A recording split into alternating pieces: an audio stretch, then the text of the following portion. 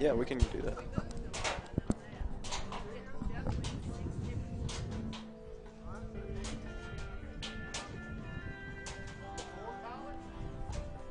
Good afternoon and welcome back to Tiger Baseball on the Ouachita Sports Digital Network presented by Taylor King Law. I'm Chase Hartzell and you are looking live at Clyde Berry Field at Henderson State University here in Arkadelphia, Arkansas. A little bit of rain last night washed out the game at Rab Rogers Field, but we are playing today across the street, and it's the rubber match between the visiting Arkansas Tech Wonder Boys and the Ouachita Tigers.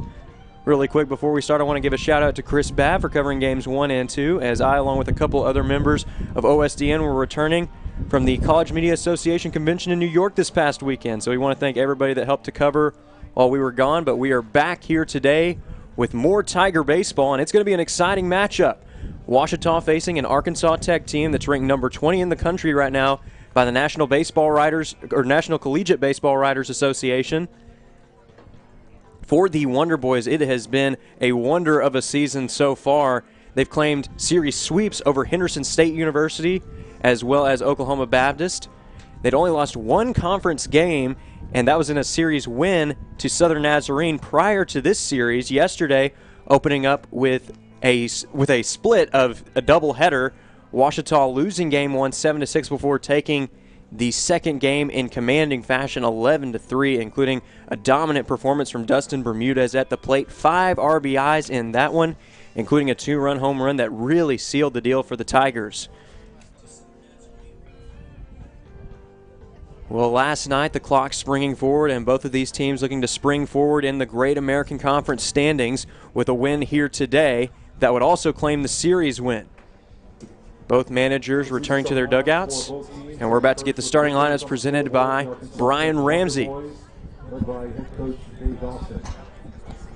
Leading off was shortstop number 3, Cade McBride. Batting second was second base number 1, Shane Ho.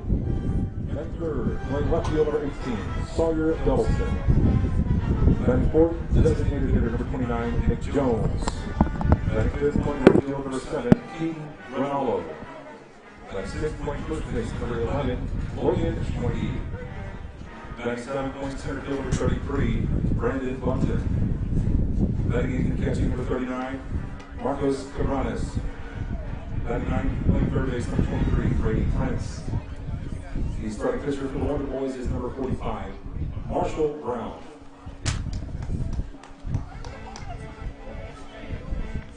And now the starting lineup for your Ouachita Tigers.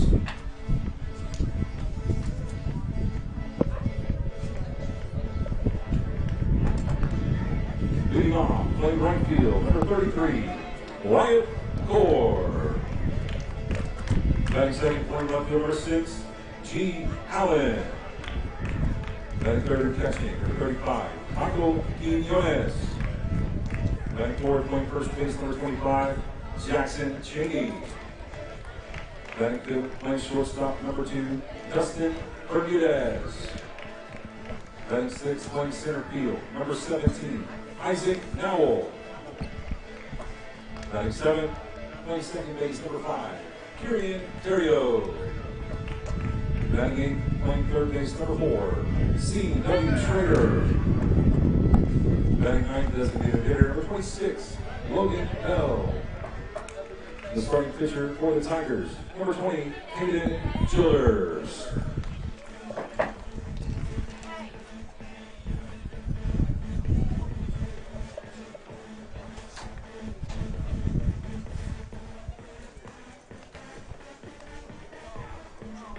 Fans, at this time, we invite you to please rise if you are able. And please remove your caps as we honor America and those who serve it for the playing of our national anthem.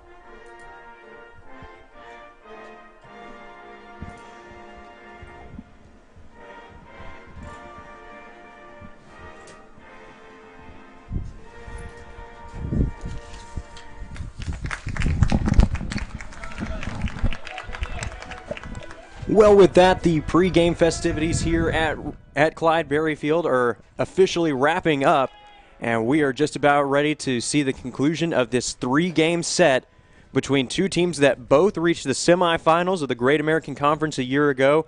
Both Arkansas Tech and Ouachita have represented the Great American Conference's at-large bids in the NCAA tournament over the past couple of years. A lot of talent in Arkadelphia this weekend as the finalists in the Great American Conference from last year. Southern Arkansas and Henderson State played a series right here at Clyde Berryfield this weekend, and Henderson State picking up a huge victory over the number 9 Mule Riders in that series, 2-1, and only lost the final game by a single run. That is something that has not been done in a long time against SAU. You rarely see them drop conference series, but it really goes to show how talented this conference is from top to bottom. For Arkansas Tech, they've already built an impressive resume, including a series split with Central Missouri, a team that hosted the Central Regional a year ago. The Mules are currently ranked number 13 in the country, or were ranked number 13 in the country at the time. And so Arkansas Tech, plenty of quality wins on their resume, only 2 conference losses up to this point, including talented opponents such as Oklahoma Baptist, Henderson State, and Ouachita happens to own one of those 2 losses thus far. But today the Tigers will be looking to move that number up to 3 and to move themselves up in the Great American Conference standings.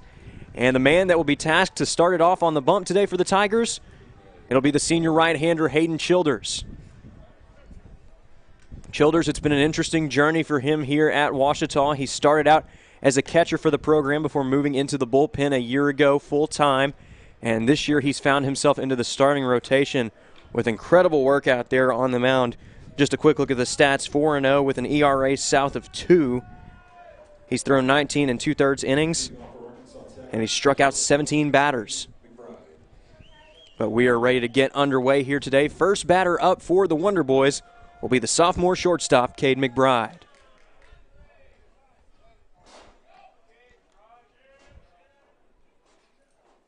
First pitch from Childers is in the dirt, and we are underway at Clyde Berryfield.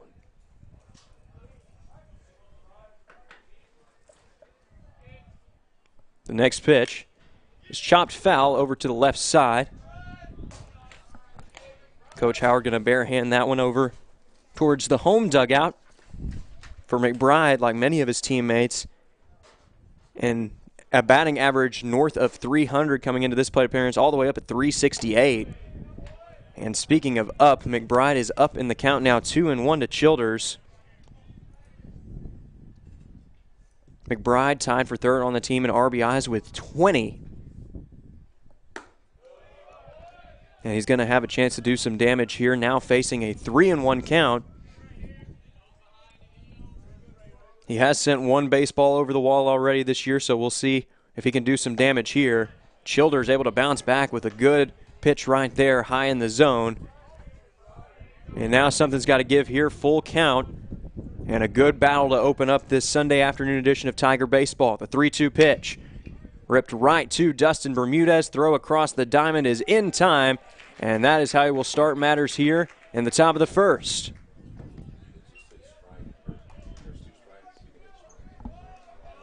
So with one man down, that's going to bring up the second baseman for the Wonder Boys. That's Shane Poe. He comes into this plate appearance with a batting average of .318. His on-base percentage just a tad under 400, so a great start to the year for him. He's going to take a ball here. This Wonder Boys lineup capable of putting up a lot of runs in a hurry as the 1-0. That one's down, 2-0 now to the second baseman.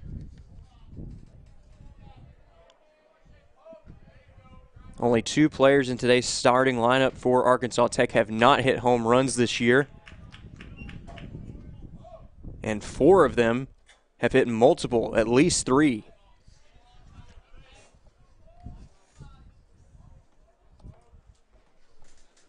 The 2-1 pitch is hit out towards the gap. That one could be trouble. Indeed it is. It is down for extra bases. Corfield's it at the track. There's the relay in. but Shane Poe is already in there with a stand-up double.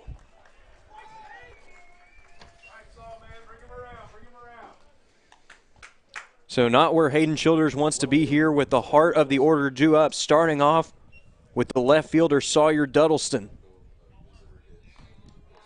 Duddleston's second on the team with 23 RBIs. He's also had 3 homers up to this point in the year. And an on-base percentage at .449. Childers working backwards a bit here, going with the breaking ball in the first pitch, and it's effective for a strike.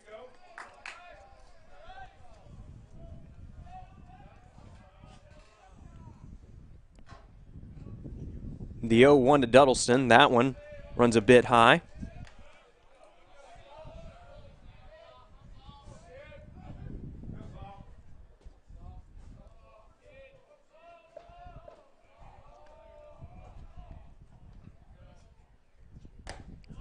Another good breaking ball here for Childers. Just catches the inside corner for strike 2. And now Duddleston will have to battle up here with 2 strikes. Poe, known to be a bit of a speed threat. He's standing out there at second base right now. He's been 3 for 4 on stolen base attempts thus far this year, and he's going to have a chance to run here as this one is hit high and deep to center field, and that one's going to ricochet off the center field wall, and that's going to be good enough for extra bases. Runner comes across to score, and Duddleston slides in with a 1-out triple.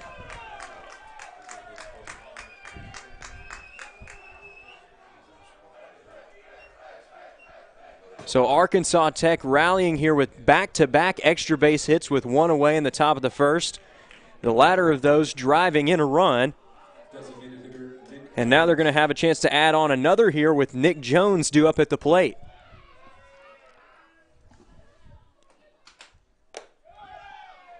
First pitch misses high for a ball. Jones has been a phenomenal hitter this year for Arkansas Tech, a batting average north of 400. And he gets around on this one fairly well, but it's going to be playable in center field. Here's the throw-in. Runner is tagging. And Duddleston's going to slide in. It is a sac fly for Nick Jones. And the Wonder Boys lead this one 2-0.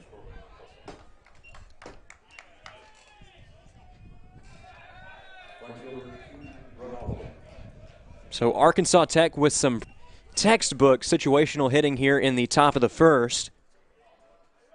And now Keaton Ronaldo will have a chance at the plate with 2 away here. One of the biggest power threats in this lineup. He leads the team in home runs with 7. He hits this one out to center field, but that's going to hang up long enough for a play to be made towards the gap. Isaac now recording the 3rd and final out, but not before Arkansas Tech scores 2 runs on 2 hits here in the top of the first. Ouachita will have its first trip to the plate when we come back. You're watching Tiger Baseball on the Ouachita Sports Digital Network. Hello, I'm Taylor King. I've been practicing law for over 34 years, but long before that, I learned what it takes to be a good lawyer, caring for others. You could say it's a family trait, and it's one I've passed along to my kids. If you've been involved in an accident, call 1-800-CAR-WRECK. I want to help. We want to help, to be on your side, by your side. I'm Austin King. Now, I've not been practicing law quite as long as my dad, but thanks to him, I know what it takes to be a good lawyer. I guess you could say it runs in the family.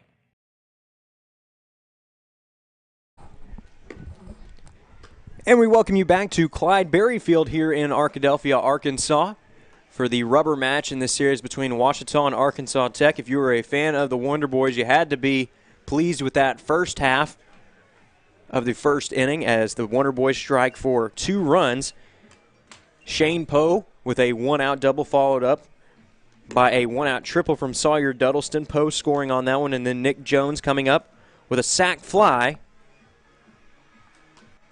Arkansas Tech seeing the ball well here early. Ouachita is going to be hoping to see it as well as they did yesterday afternoon, striking for 11 runs in Game 2 in an 11-3 victory. Just the second loss in Great American Conference play this season for Arkansas Tech.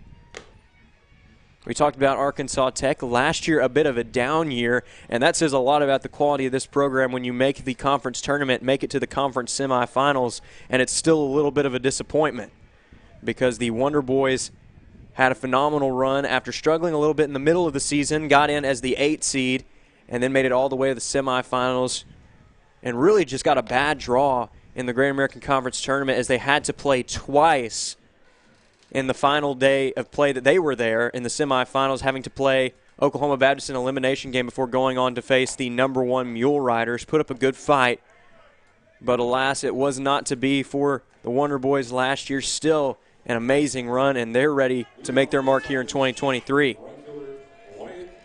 But speaking of making a mark, the Tigers want to put some marks up on the scoreboard, starting right now with Wyatt Core digging in as the leadoff man.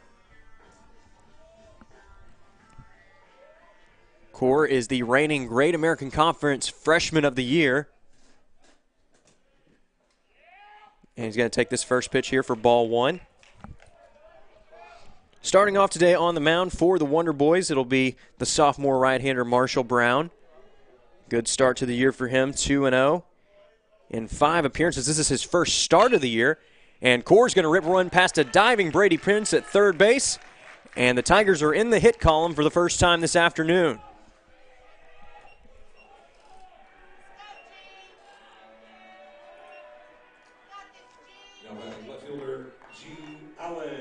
So Core wasting no time in getting on base, and now he's set the table for a dangerous southpaw here at the plate for the Tigers. That is the left fielder, G. Allen.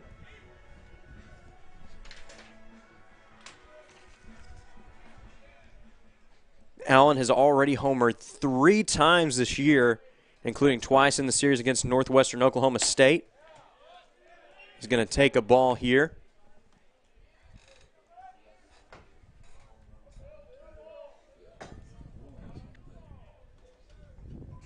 The 1-0 pitch, that one misses outside for ball 2. These are 2 of the top offensive lineups in the Great American Conference, so we can expect to see some fireworks here today. The 2-0, that one misses outside, and right now it looks like Brown wants no part of G. Allen. 3-0 to the left fielder. The wind is blowing straight out to right field, and I think Brown knows that. He doesn't want to give Allen anything that he can get around on. The 3-0, that one's going to finally catch the zone for strike 1. A really good heater there down at the knees.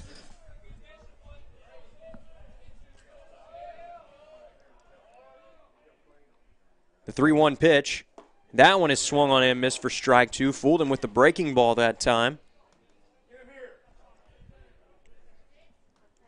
And now Brown looking to work all the way back. Started the at-bat down 3-0. He's run things full here. Now the payoff pitch. That one is chopped foul over the right side. So the Tiger slugger will see at least one more here. Ouachita wearing the Sunday specials here today, the cream-colored jerseys. And Arkansas Tech going with their gray kits and green hats. The payoff once more. That one is fouled off as well. So neither man wanting to give an inch here. In this duel between a talented starter and a talented batter.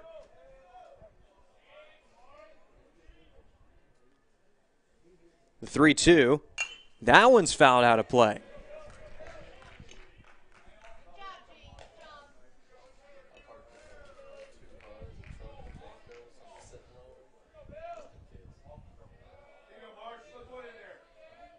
Allen doing a great job of battling here. This is the 9th pitch of the at-bat, and that one's hit out to second base. Will it be enough to turn 2? Nope, only plays at first. And he drops the baseball. So Logan Schwenke thought he was holding on to the ball. It was a throw a little bit off the bag. And then he thought he'd apply the tag. Baseball pops right out, and everybody's safe.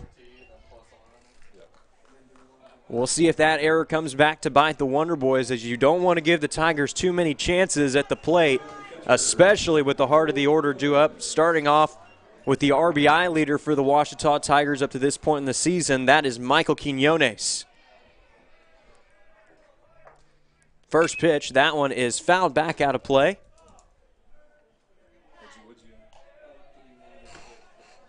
got to be careful here parking at Clyde Berry Field because their car's right up at the top of the hill. We actually had a student that was working on the athletic communications team and had his car hit. This one is lined to center field, but it's going to bounce off the glove of the center fielder.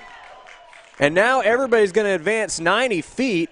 It looked like it was just a mental lapse there for Brandon Bunton. He just dropped the ball. And now we're going to have a mound visit as the Wonder Boys have committed their second error in as many batters. And Jackson Cheney is due up at the plate. He doesn't provide much relief either. 3 home runs already on the year, tied for the team lead. He's driven in 13 runs. And for Marshall Brown, you got to be frustrated as you made 2 good pitches that both resulted in the runners being safe. That last one, it was hit pretty well by Quinones. It was a line drive, but it was a makeable play.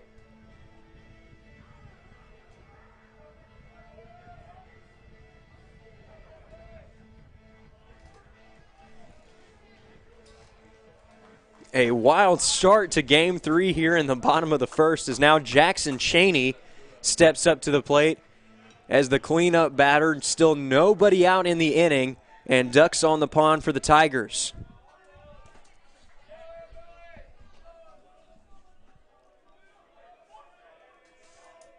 First pitch of the at-bat. That one is chopped foul towards the backstop.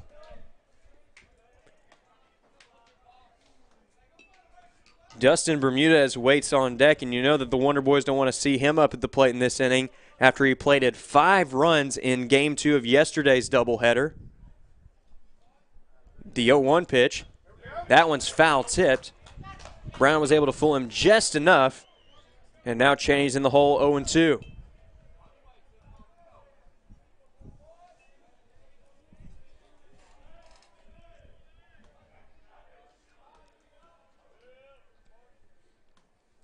The 0-2 pitch, that one is a nice little dribbler over to the left side. That one is going to stay fair. Talk about small ball. If that was a bunt, it was placed just about as good as it can get. That was a bit of a swinging bunt there, though, from Cheney. It's going to get the job done, an infield single that plates a run, and the Tigers now trail by just 1 with the player of the series due up at the plate. That's Dustin Bermudez.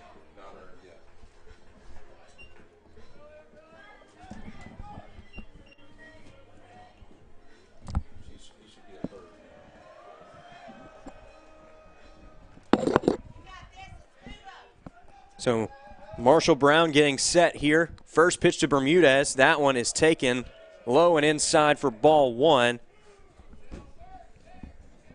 And Chris Babb's about to join us here in just a few moments. What a crazy start here to the bottom of the first inning. The 1-0 pitch. That one hangs, but it does just clip the outside corner for a strike.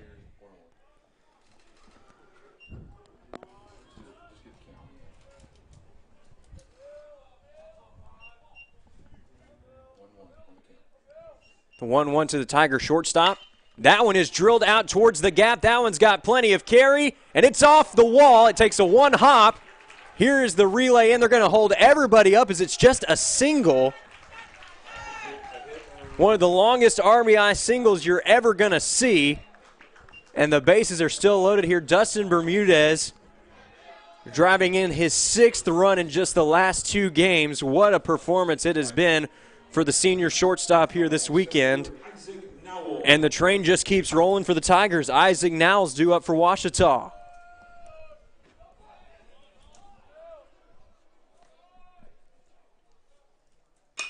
That one's hit fairly well out to right field. It's going to be playable, though, just shy of the warning track. Runners tagging, and everybody's safe. Michael Quinones scores on the sac fly. And Ouachita takes the lead. It's 3-2 Tigers. And Chase, he should be out of the inning now. It should be that, none of those runs should have been there. It should be 2-0. But that's where errors come back to get you, and they have gotten Tech so far in the first inning.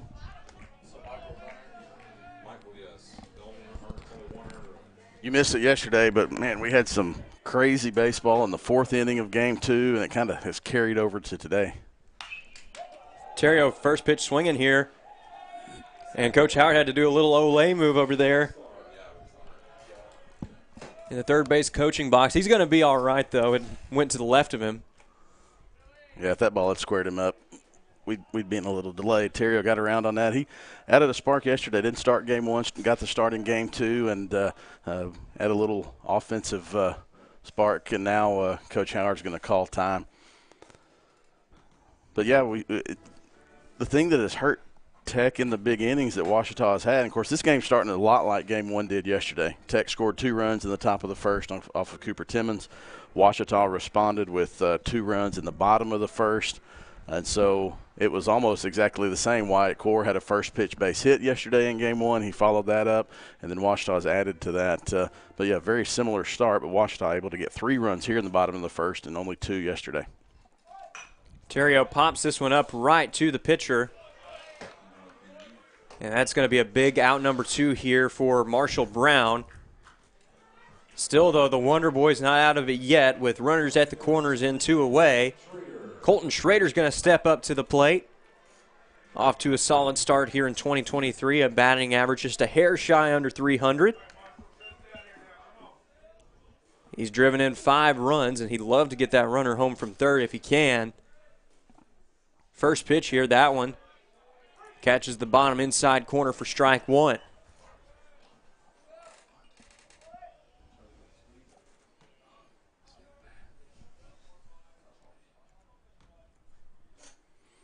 The 0-1, that one misses outside. It was a decent frame that time from Cabranes.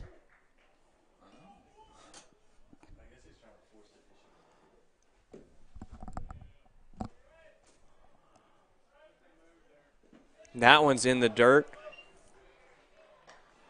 And now Schrader in a great spot here. Hitter-friendly count, 2 away in the inning. A runner on third, and if he can hit one into the gap here, he might be able to get home too. You know, Chase, 340 down the lines, 365 in the alley, 390, and just watching games here for a while, it just seems like there's a lot more space out there in the outfield than there is in a lot of places. And with the turf, it gets to the wall a whole lot faster, and then it just bangs off the wall a whole lot different angles. So it just plays a lot bigger. And Schrader's going to hit that one all the way over to the other side of the road here, running alongside Clyde Berryfield on the first base side. Of course, now the sun and wind comes out. When we could have used that earlier this morning. Could have used that yesterday. The 2-2 pitch, that one misses low for ball 3, and Arkansas Tech fans were ready for Schrader to be rung up there, but the count runs full.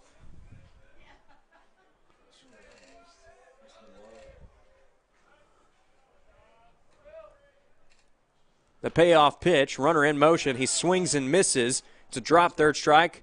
Throw over to first is in time, and that brings this wild bottom of the first inning to a close. 3 runs on 3 hits and 2 errors in the inning. Ouachita leads this one 3-2 in this series rubber match. We'll be back with more Tiger baseball after this timeout. Make Print Mania in downtown Arkadelphia your place to get embroidery, screen printing, trophies, and more. Drop by their store on Main Street in downtown Arkadelphia or visit their website at printmaniatees.com to see how they can help your business or group. Need a shirt for an event? Let Print Mania take care of that. Need promotional materials for your business or organization? You can let Print Mania take care of that too. A family-run local business in Arkadelphia, Print Mania has been serving the public since 1992. Call Print Mania today, 870-246-3803.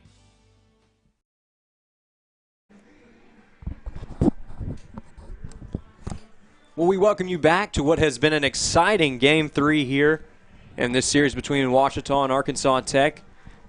The Wonder Boys struck for 2 runs with 2 extra base hits in the top half of the inning, but the Tigers got some aid from 2 errors back-to-back from Arkansas Tech that left the bases loaded after Wyatt Core started off the inning with a base hit. And then the Tigers came through with a couple extra base hits and a sac fly to drive home 3 runs in the inning. And that gives us our score of 3-2 here heading into the second. And set to lead it off here for the Wonder Boys. It's going to be the junior first baseman, Logan Schwenke.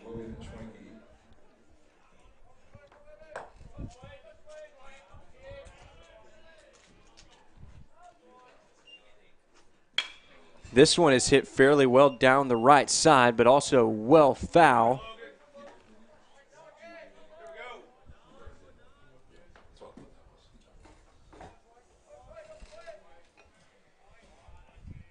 The 0-1. That one locks him up on the outside corner for strike 2.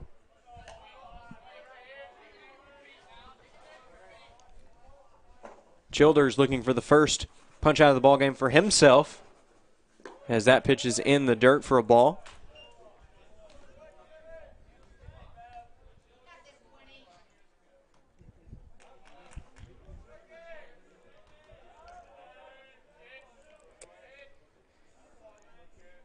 The 1-2 hung up a bit too high that time, although had it been over the middle of the plate, it might have been trouble.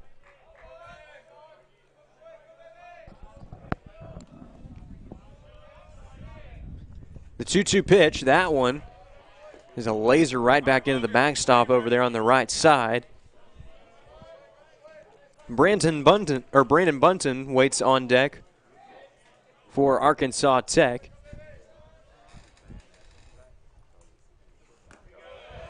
That one misses low in the dirt for ball 3.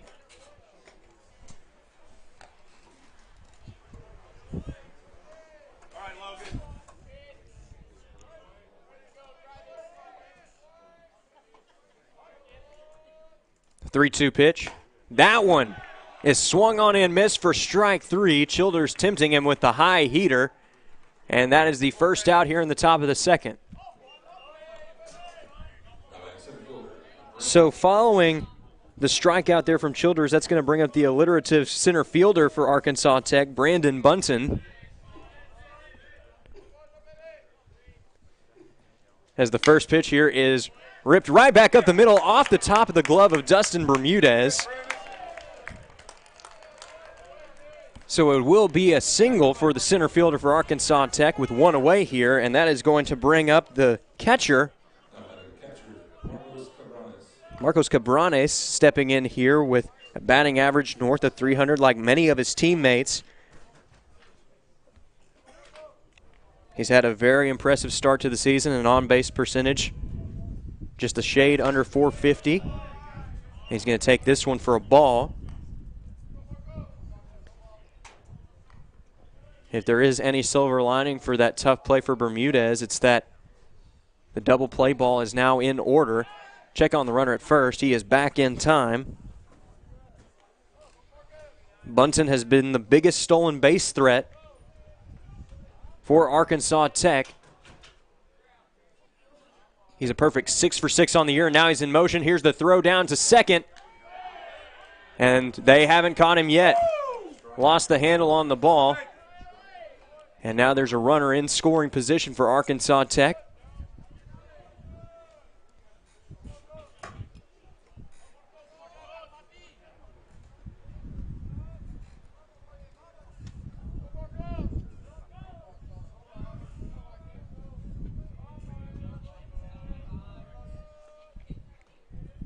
The 1-1 pitch, that one misses high for ball 2.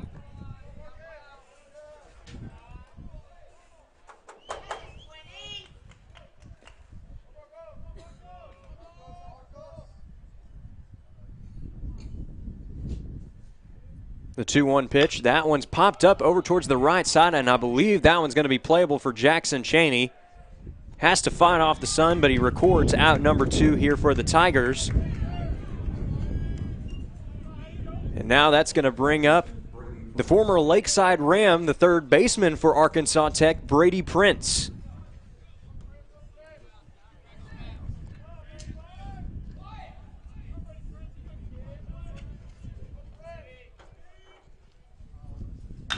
And he gets around on one and sends it high and deep to left field. It's going to hang up long enough for a play to be made out there, so Ouachita gets out of the inning unscathed here, stranding a runner in scoring position. 3-2 your score heading to the bottom of the second. Tigers will have another chance at the dish when we come back. You're watching Tiger Baseball on the Ouachita Sports Digital Network. Our town, a place for new beginnings, stalwart pine trees, reuniting with old friends. Whether you find yourself here for a ball game, a wedding, or just to catch up with those you love, we want to invite you to be a guest on our front porch. A place to sit back and watch the world go by. A place where time seems to slow down. Our home away from home. Welcome back. Captain Henderson House, now accepting reservations.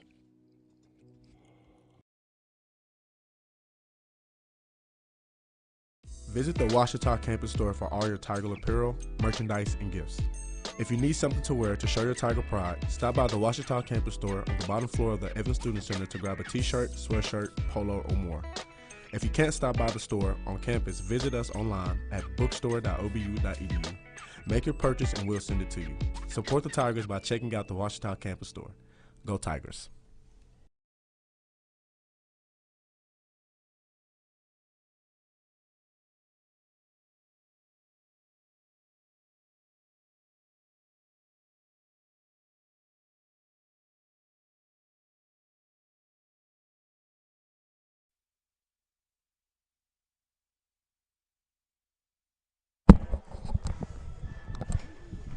And we welcome you back to the Ouachita Sports Digital Network. Bottom of the second about to get underway here as the Wonder Boys hung up the first zero of the contest in the top half of the inning, straining a runner at second base, but Ouachita looking to avoid the same fate here. Leading off the inning for the Tigers, it'll be the 9-hole hitter Logan Bell, making his second start of the season. And Brown's going to miss outside here for ball one. For Brown, it was a frustrating first inning, facing back-to-back errors, put him in a bit of a pickle. Ended up giving up 3 runs on the inning. And the 1-1 here, that one's going to catch the outside corner for strike two. You can't place the off-speed much better than that. Looking to send him packing, the 1-2 pitch. Misses outside for ball two.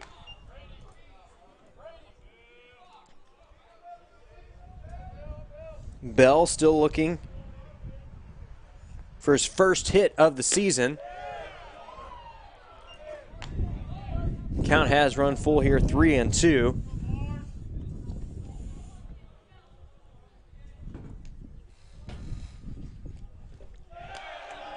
And he's going to work a walk here. Put a runner on first with nobody away, and that's going to bring up the reigning Great American Conference Freshman of the Year, Wyatt Core. For Logan Bell, that's the second time he's walked this season. Despite not having a hit yet, his on-base percentage is north of 600.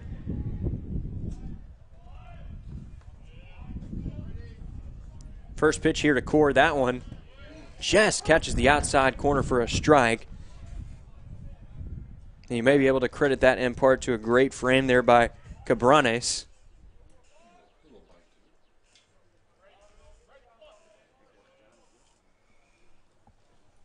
The 0-1. Core turned on that one, was a bit too far inside.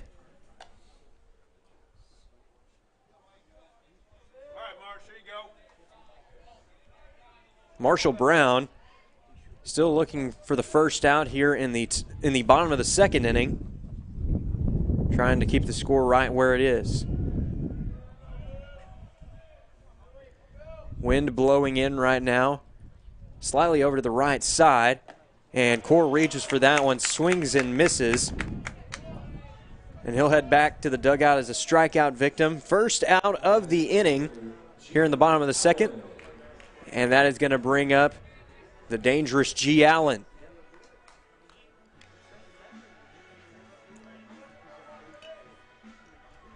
Allen reached on an error in his first plate appearance, hit a line drive right to the second baseman, but the throw was off.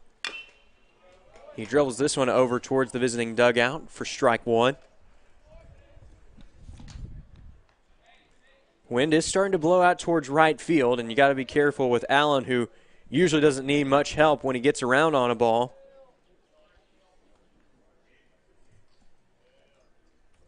The 0-1 pitch, that one's fouled away.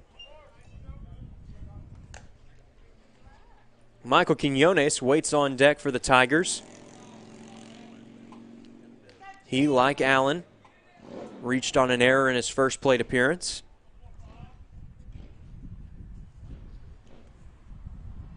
The 0-2 pitch, that one is into the opposing batter's box, and Allen wasn't tempted to go after that one.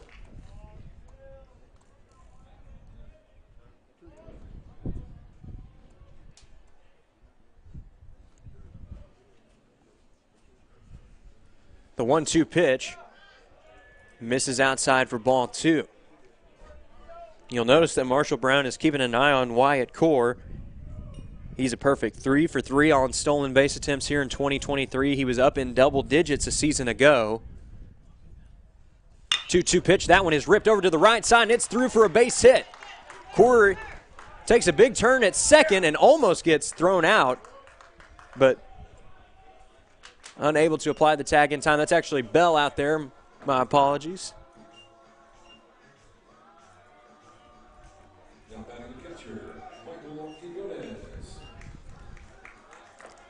But G. Allen reaches on a one-out single, his first hit of the afternoon, and now the RBI leader for the Tigers, Michael Quinones, stepping up to the plate.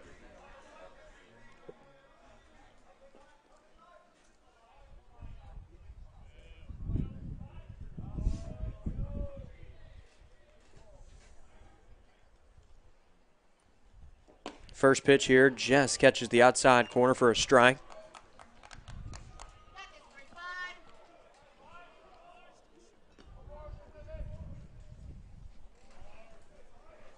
Quinones has driven in 22 runs already this season. Looking to drive in another here as he takes this one for a ball. Count runs even 1-1.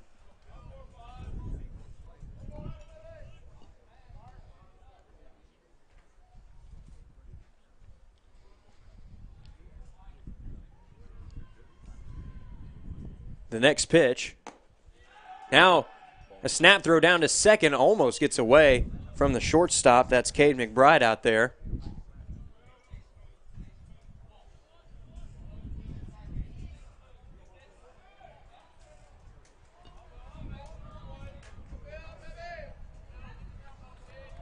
Quinones in a great spot here, count leverage. He's done damage in situations like this before, and he's going to do it again as that one is down into left field. That should be deep enough to score a run. Relay throw is in, but not in time as Logan Bell crosses the plate. It's an RBI single for Michael Quinones, RBI number 23 on the year. And Ouachita doubles its lead. It's now 4-2.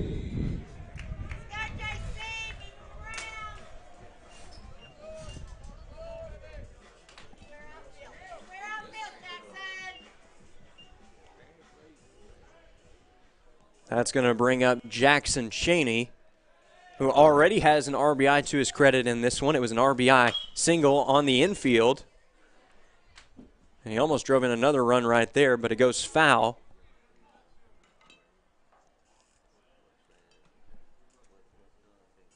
Allen at third, Quinones at first, and Cheney at the plate for Ouachita.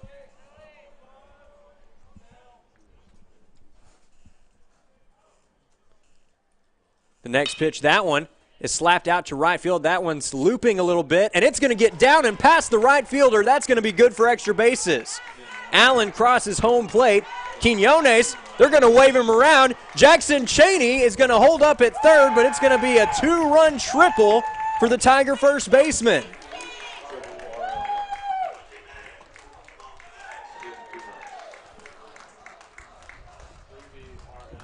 Cheney put it in just the right spot, and that time Ronaldo making a diving effort in the corner.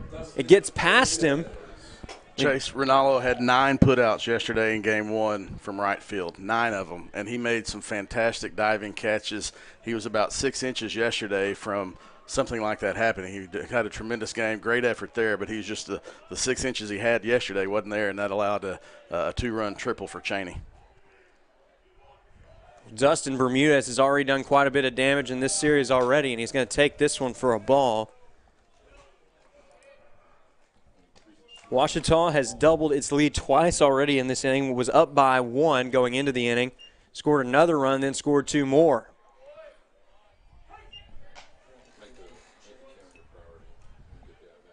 For Bermudez, already an RBI to his credit in this one. It was a long RBI single. And right now, a runner just 90 feet away. He chops this one over to the left side, foul. Prince is going to be able to backhand it over there in foul territory.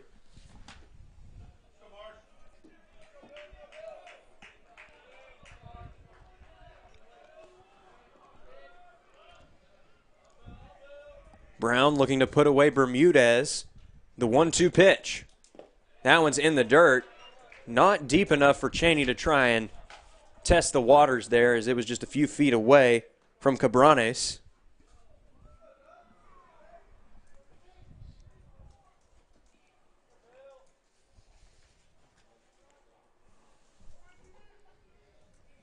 The 2-2 to Bermudez. That one is hit out to short. We'll see if that's deep enough to score the run.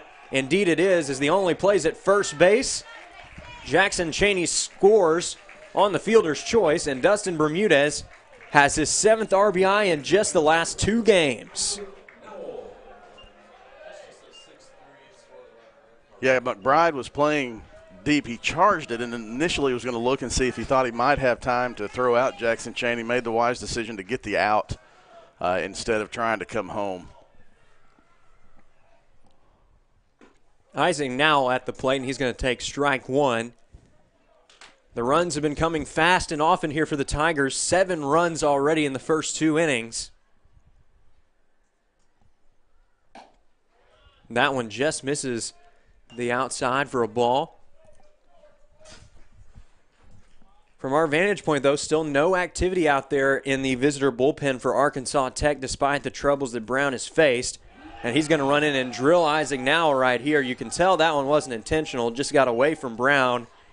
And he is visibly frustrated with himself right now. Yeah, and there's nobody even in the bullpen for Arkansas Tech. There are about 3 gloves sitting on top of the brick wall in front of the bullpen, but there's nobody in the pen, and Coach Lawson's not taking. He's speaking of giving the pitches into pitch comm, but nobody even walking down to the pen.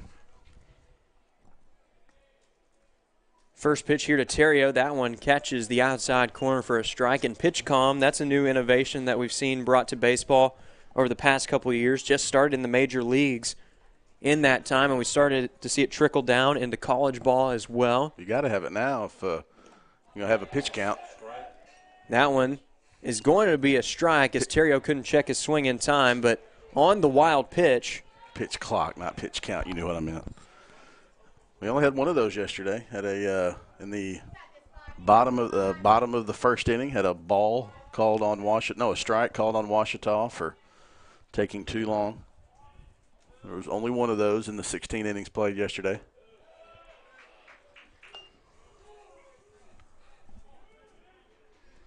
Tech also is only down 5 this time. Last week they started their comeback from a 12-run deficit, and so this is not a team that you can sit back on your heels when you have a lead.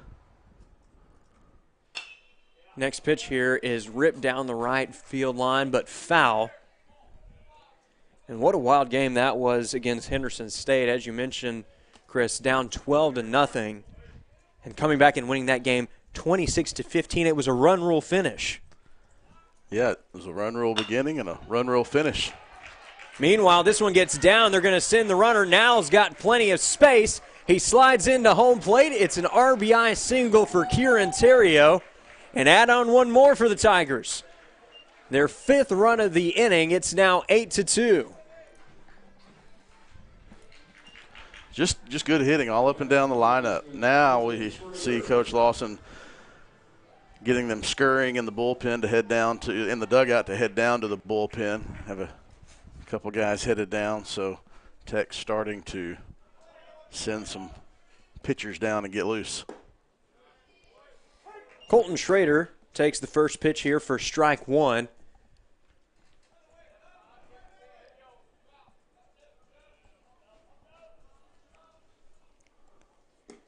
That one's in the dirt.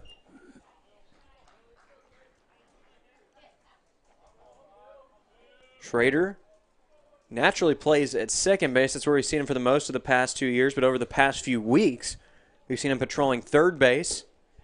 A bit of defensive realignment as G. Allen, who was typically at the hot corner last year, he's been playing left field for a good portion of this season.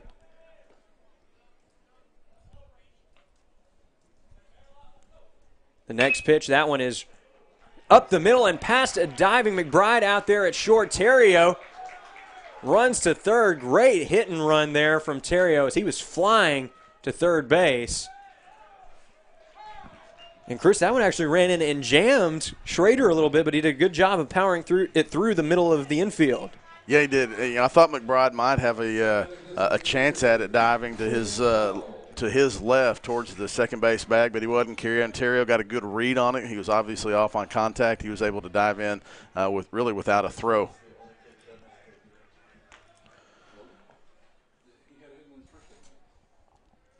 And now we're going to have a mound visit. Yeah, we've got two warming up in the Tech bullpen, and they've kind of gotten hot quickly. I see a lefty and a righty out there, and looks like for Arkansas Tech, one of those players is Jack Rector, a sophomore left-handed pitcher.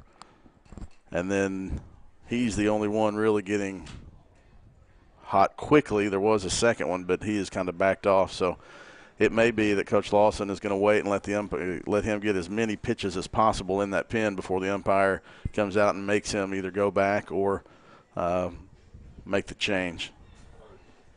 I would guess that it's probably going to be him making the change since he stood out there for a while.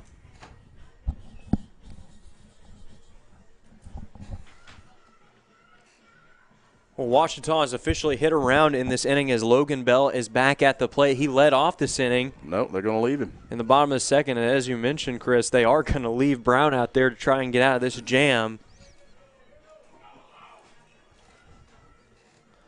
Washita had 11 hits yesterday in that 11-3 victory. They had 11 runs on 11 hits today, 8 runs on 8 hits so far in the first 2 innings.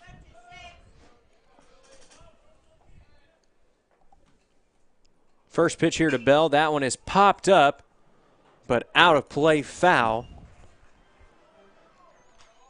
For Bell, he's still looking for his first hit of the season, and he would love to record it here, as if he can hit it just about anywhere, it's going to be his first RBI of the season as well. The 0-1 pitch, that one got him to go, and it's strike two.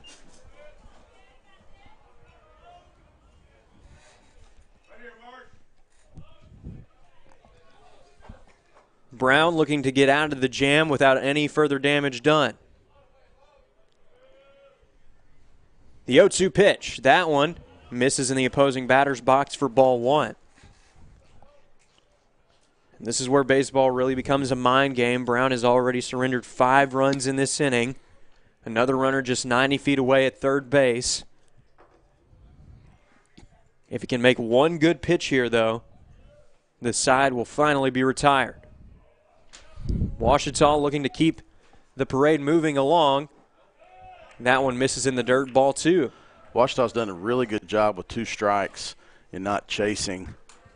A lot of them haven't been close, but really good discipline to this point.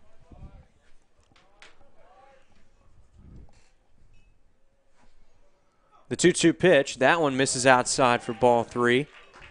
And again, that plate discipline coming into play. Will Bell work his way on for the second time this inning? Something's got to give here. The payoff pitch. It's hit out to second base. Will this be the end of the inning? Yes, it will. Arkansas Tech finally retiring the side, stranding 2 runners on, but not before they surrender 5 runs in the inning. It's been an offensive explosion for Ouachita here in the first 2 innings, and now they'll have another chance in the field when we come back. You're watching Tiger Baseball on the Ouachita Sports Digital Network. At Berry & Turnage, we specialize in bringing the law to your corner. We are dedicated to understanding what results you want and to helping you understand what actions we can take on your behalf. With over 30 years of experience and a proven track record of success, Berry & Turnage is here to lead you down a path to the results you need. We will work with you every step of the way to make sure that you understand the choices you are making and feel empowered to make them. Berry & Turnage. Serious injuries require serious attorneys.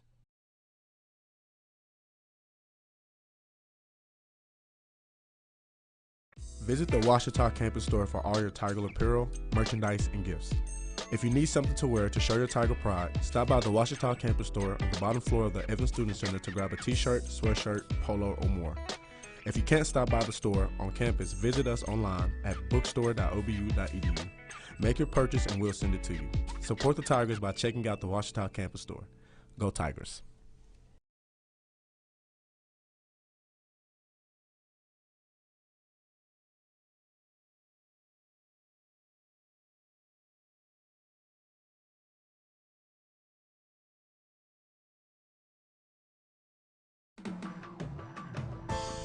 At Berry & Turnage, we specialize in bringing the law to your corner.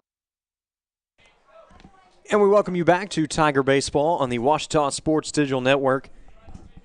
Hayden Childers back out there on the bump for the Tigers, and he's got plenty of breathing room here after a 5-run bottom of the second inning for the Tigers. They were already leading by 1. Chase, we just said there's no breathing room when you play a team that came down from 12-0 a week ago today. That is true, as Arkansas Tech has proven that no margin is too large for them to overcome this season. But they'll probably want to get the momentum rolling sooner rather than later as McBride leads us off here. The count has run even 1-1.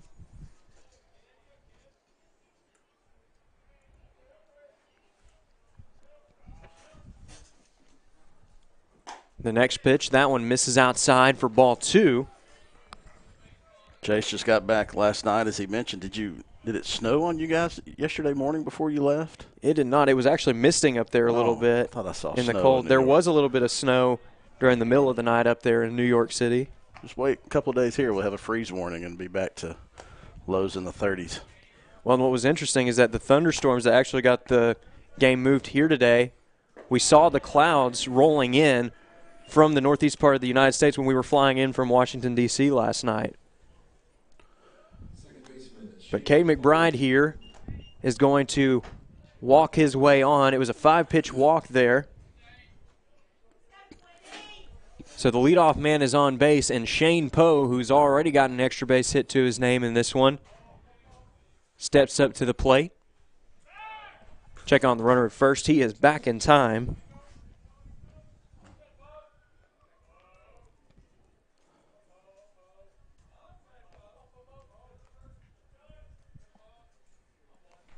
The next pitch, that one just misses for a ball inside.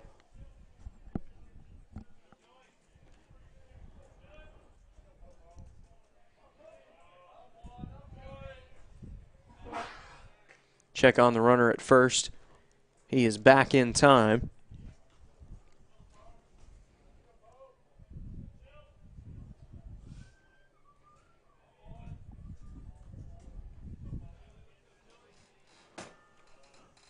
The 1-0 pitch, that one misses outside as well for ball 2. And there's a reason they're keeping an eye out there on McBride. He has stolen 4 bases already this season. Although he hasn't been impossible to stop, he's been gunned down twice. Well, and Tech has just had a lot more stolen base attempts than Ouachita has as a team. Meanwhile, this one hit right out to second base.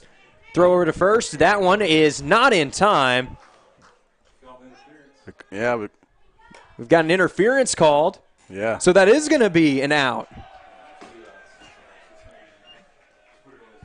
Now you'll see the field umpire, Lynn Berry, head over to third base line to talk to Coach Lawson, since coaches can no longer go past the baseline.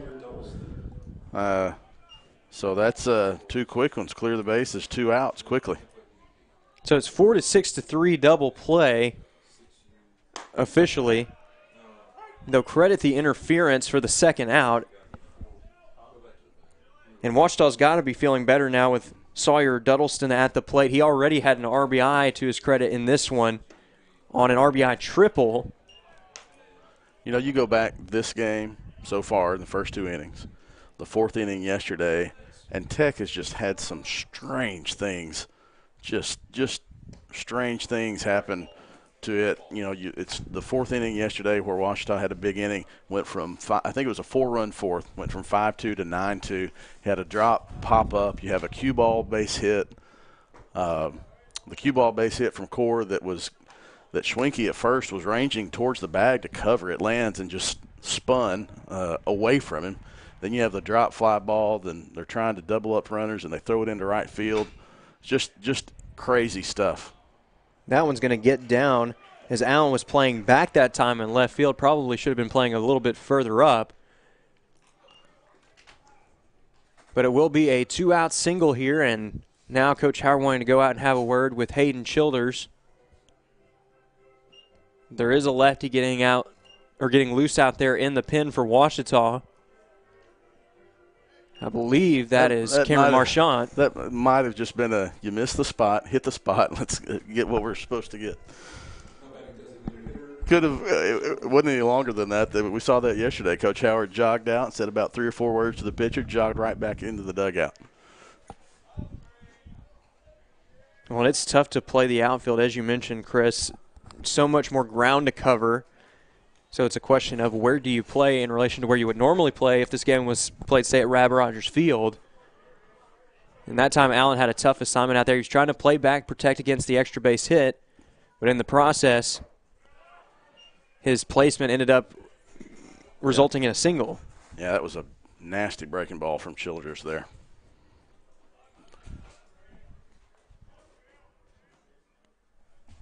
The 1-1 pitch, that one is ripped foul over the left side, and that was one of those line drives where everybody holds their breath hoping that their car windshield doesn't get smashed in. You know, Jones, the leading hitter for average, down to 404 after yesterday's 2 games. He was the leading hitter for average coming into the series, got the start at DH in Game 1.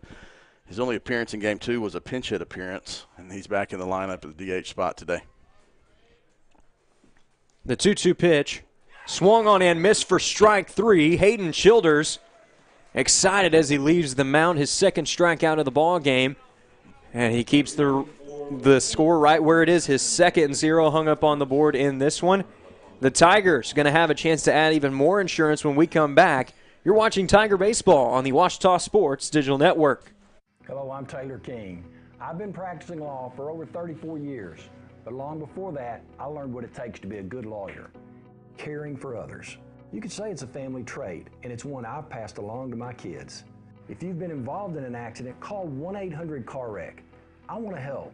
We want to help, to be on your side, by your side. I'm Austin King.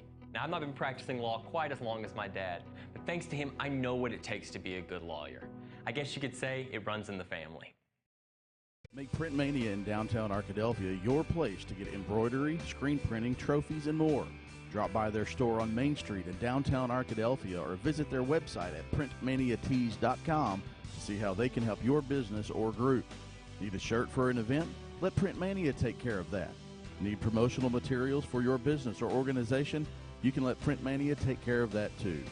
A family-run local business in Arkadelphia, Print Mania has been serving the public since 1992. Call Print Mania today, 870-246-3803.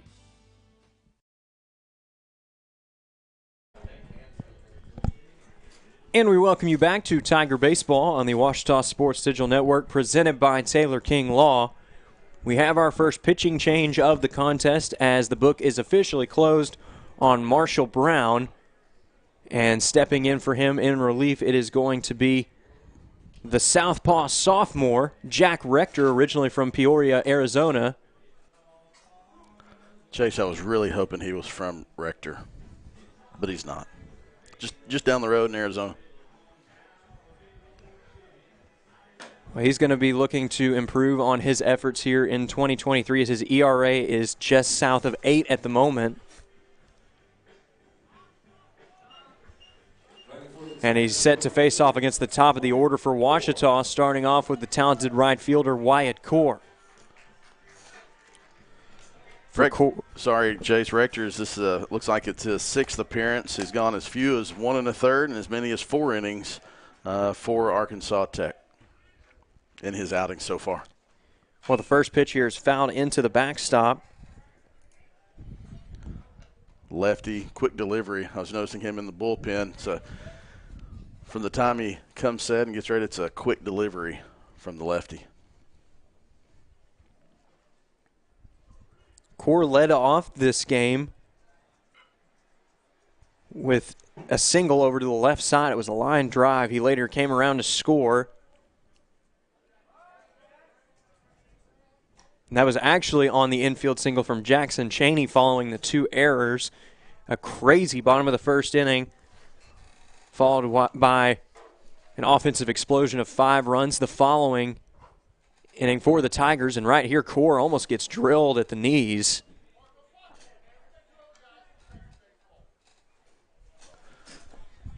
Coach Lawson not happy with his catcher. So we've got a couple others in the dugout who can catch.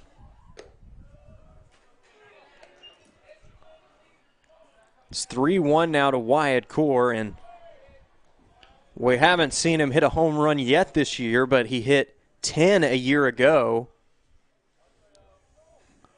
It's like you're trying to speak that one into existence, Chase. The 3-1 pitch. Well, popped up over to the left side. Going to be a tough play in the sun, and actually the infielder's going to run out of room over there on the left side. He hit it out. He did hit it over the fence over there on the left side. Yeah.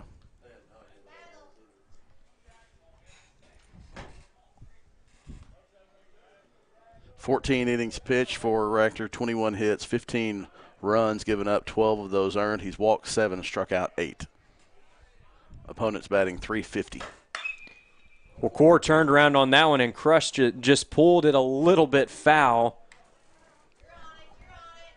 Yes, he is.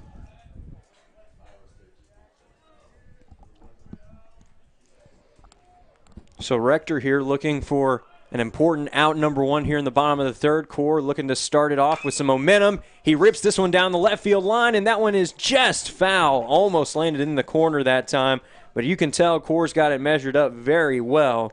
He's progressively gotten better timing over the last 3 swings. 3 swings ago, it was over the dugout. Then he went off the onto the hill out of left field, and that one went off the brick wall.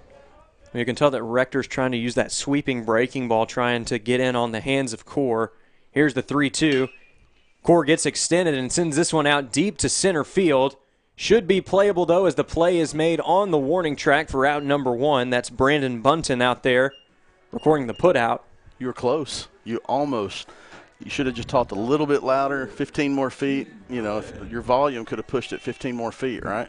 Maybe so. Yeah. We'll have to try that for next time. But until then, G. Allen stepping up to the plate for Ouachita. He's another guy who's capable of hitting it out of the yard at any given moment. And right now, yeah, if he turns on it, it's not going to matter what volume we speak in with the wind still blowing out towards right field. He turns on this one. That's a line drive down the right field line, but foul. Not a ton of wind right now, but what little wind there is, it is blowing out towards right field, so maybe that'll benefit Allen here with 1 away in the bottom of the third. A great pitch. Great right on that fastball. outside, right on the outside part of the plate.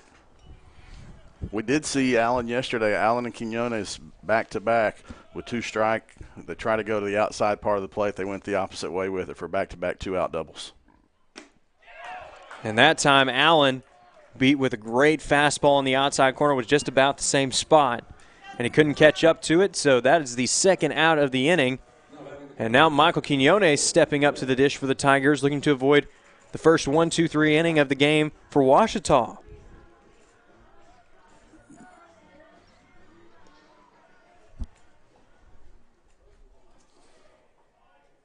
Quinones drove in a run in his last plate appearance. His 23rd RBI of the year. That is best on the team.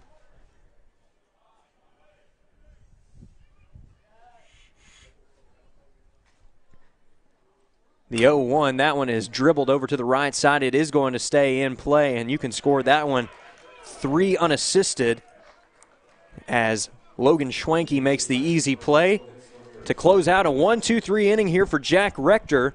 Ouachita will be back in the field when we come back. You're watching Tiger Baseball on the Ouachita Sports Digital Network. Our town, a place for new beginnings, stalwart pine trees, reuniting with old friends.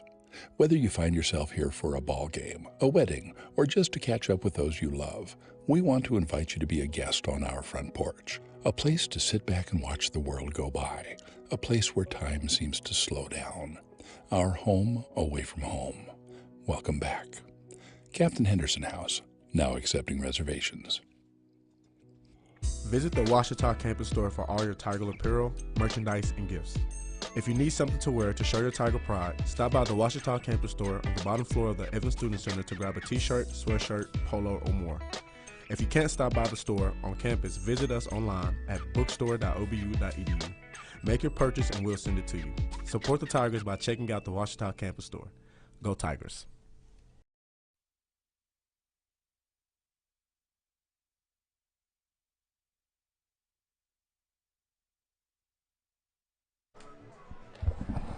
And we welcome you back to Tiger Baseball on the Ouachita Sports Digital Network. Hayden Childers back out on the mound for the Tigers. It was a bit of a rough top of the first, and it looked like Arkansas Tech was going to be in good position moving forward. But Childers really locking in 2 shutout innings since that first inning of play, and it doesn't hurt that he's gotten some run support. 8 unanswered runs for the Tigers since the bottom of the first inning.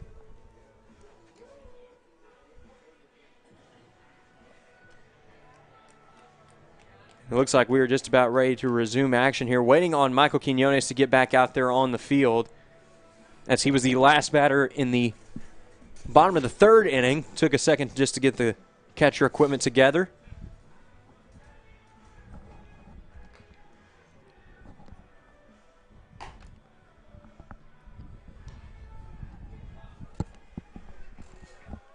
A little bit of a chilly Sunday afternoon here, but really beautiful skies following some rain last night. Blue skies over center field, and really all across Arkadelphia today. Few clouds mixed in, but you can't ask for much better weather for early March baseball. Plenty of sun and wind to dry it out for the next rain that's coming through Wednesday. That's always the fun of spring sports here in Arkansas, as this one is taken for a ball. This is not the first time that the Tigers have had to play at Clyde-Berry Field this year, as they've had a couple other rainouts that resulted in Rab Rogers Field being unusable for some non-conference games. Yeah, it's everywhere, Chase. I mean, it's Arkadelphia and Magnolia and high school the other night called and played at Majestic Park. Derek Phillips over there with Visit Hot Springs. He came and he told me Friday night that right after I told him, I said I was surprised the field was available. He said right after Coach Lowe, who was Arkadelphia's high school coach, he had 5 different schools, 2 colleges, including Ouachita, calling saying, "Hey, is your field available?" It's just been wet regularly, and it hasn't had a chance to dry out at all anywhere. Well, Keaton Rinaldo is going to work his way on base with a 4-pitch walk here to start out the top of the 4th, and Ouachita probably not going to be too disappointed in that result, as Rinaldo has been a huge power threat up to this point in the season, leads the team with 7 home runs. And this one's going to be taken for a strike. That's Logan Schwenke at the dish for Arkansas Tech. He helped the Wonder Boys record a 1-2-3 inning in the bottom half of the 3rd, recording an unassisted putout. Chase, you mentioned Rinaldo team leading 26 RBIs. You look at the stats, Ouachita has 1 player with over 20 RBIs. Tech has 6 in its lineup today with over 20 on the season. One of the best run-scoring teams in the country up to this point in the young season. I think coming into yesterday's games, they had 171 RBIs as a team, and that was third in the conference. That one runs in and drills him. So now command perhaps becoming an issue here for Childers as he walks the first man that he faces, and this one just runs in and gets Schwenke. It was a curveball that looked like he was trying to get to drop, and it just ran a bit too high and inside. And that's going to be the day for Ouachita's starter. The book is not closed on him yet, as he is responsible for the 2 runners on base, but he will officially go down in the books with 3 innings pitched. Well, looks like Cameron Marchant is going to be the reliever here from the Tigers. We'll tell you more about him when we come back. You're watching Tiger Baseball on the Ouachita Sports Digital Network. Hello, I'm Taylor King. I've been practicing law for over 34 years, but long before that, I learned what it takes to be a good lawyer. Caring for others. You could say it's a family trait, and it's one I've passed along to my kids. If you've been involved in an accident, call 1-800-CAR-WRECK. I want to help. We want to help, to be on your side, by your side. I'm Austin King. Now, I've not been practicing law quite as long as my dad, but thanks to him, I know what it takes to be a good lawyer. I guess you could say it runs in the family. Make Print Mania in downtown Arkadelphia your place to get embroidery, screen printing, trophies, and more. Drop by their store on Main Street in downtown Arkadelphia or visit their website at printmaniatees.com to see how they can help your business or group. Need a shirt for an event? Let Print Mania take care of that. Need promotional materials for your business or organization? You can let Print Mania take care of that too. A family-run local business in Arkadelphia, Print Mania has been serving the public since 1992. Call Print Mania today, 870-246-3803.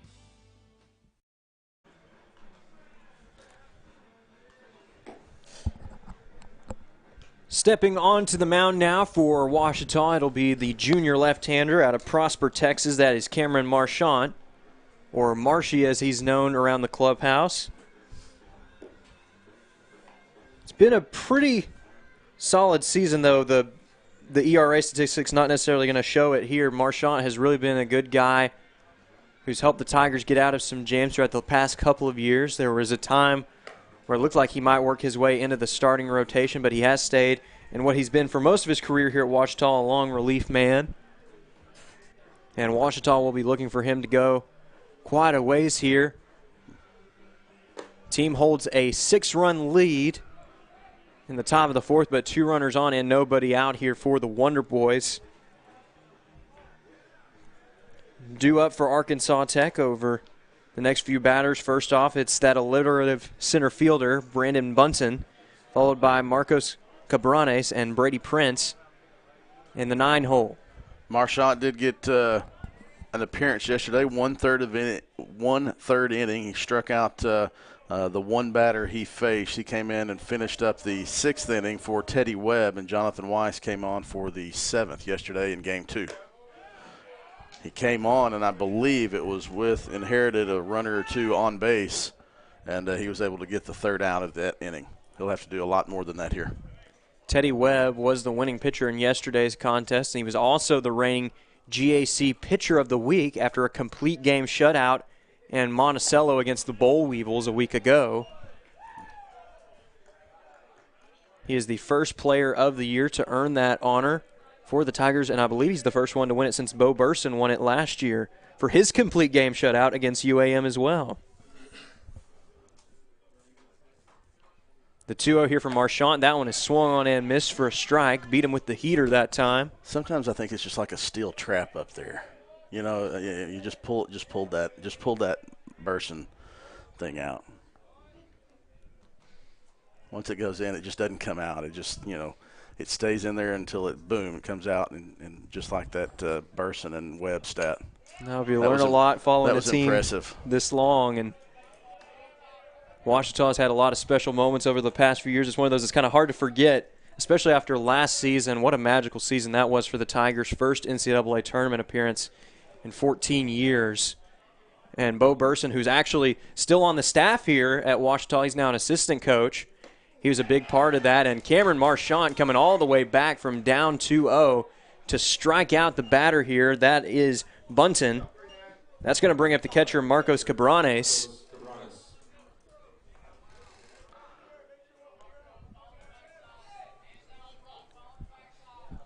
Thing I remember about Bo, other than the now that you reminded me of it, Bo had a triple in one of his only at-bats as a sophomore or junior at Rab Rogers Field. That was, I'm sure he doesn't never forget that as well. Now the first base coach for Ouachita, one of the assistants with Dave Brown, after Bo graduated last year. And you talk about pitchers who rake. Another one that had a great performance in the Great American Conference Tournament, that was Garrett Hermes, who threw a complete game, quality start against Harding. Ouachita won that one 17-3, and Hermes stayed in the game as a batter and ended up getting an RBI or two there on a base hit at Majestic Park. And what's interesting about that, Hermes started off the season as a reliever. That was his natural spot, so he really didn't have much experience batting at the collegiate level, but a special moment for him there. Yep, those guys were part of that. They'll have the memories of the NCAA tournament run. Saw another one of those seniors yesterday. Hunter Gotro came down to check out the game. Gotro, another young man that had an impressive performance to close out his career at Rab Rogers Field. It was a midweek doubleheader against Harding. And he threw a complete game of one-run ball. Meanwhile, this one gets through, and this might score a run for Arkansas Tech. They hold up the runner at third. But nonetheless, it is going to be a one-out single here for Cabranes.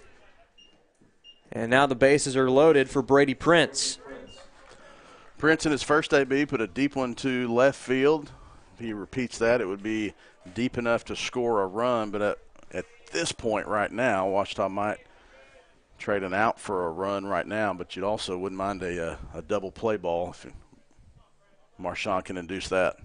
That one is in the zone for strike one. Prince, his first year at Arkansas Tech after starting his collegiate career at Crowder College.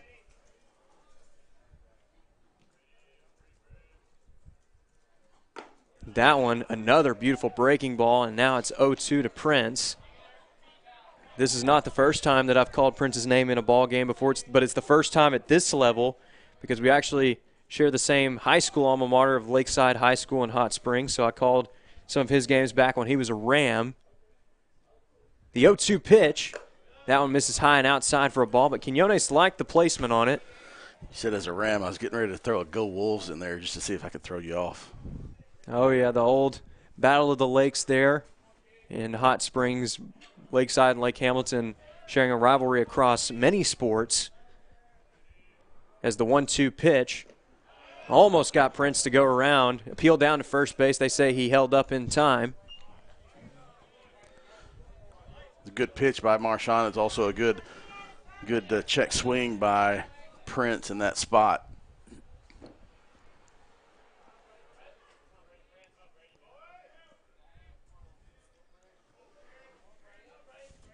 The 2-2 pitch. That one is chopped foul over to the left side.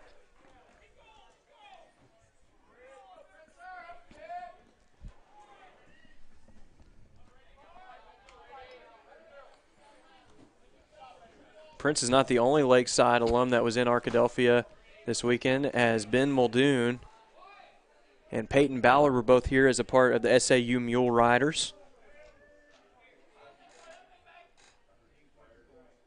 The 2-2 pitch, that one is fouled out of play back behind the press box here at home plate.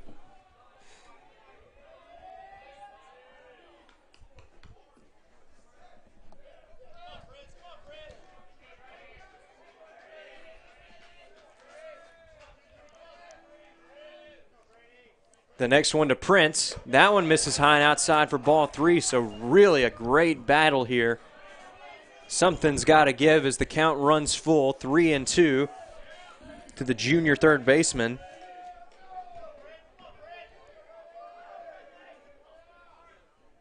The payoff pitch. That one is drilled to left field. That one's hooking over towards the corner, and it's out of play, and G. Allen takes a tumble into the left field corner over there. That cinder block wall. You got to hope he's okay, but he got up pretty quickly. I think he was able it looked like he to was drive more, his shoulder. I think it looked like he was more sliding into that, but that was about 8 feet maybe from being dangerous. This was 8 feet from being an 8-5 game, because that would have cleared the bases for sure.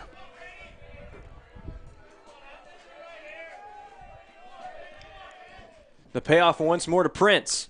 That one is chopped foul, and he's got the visiting dugout fired up right now. They're loving this battle from the first-year Wonder Boy.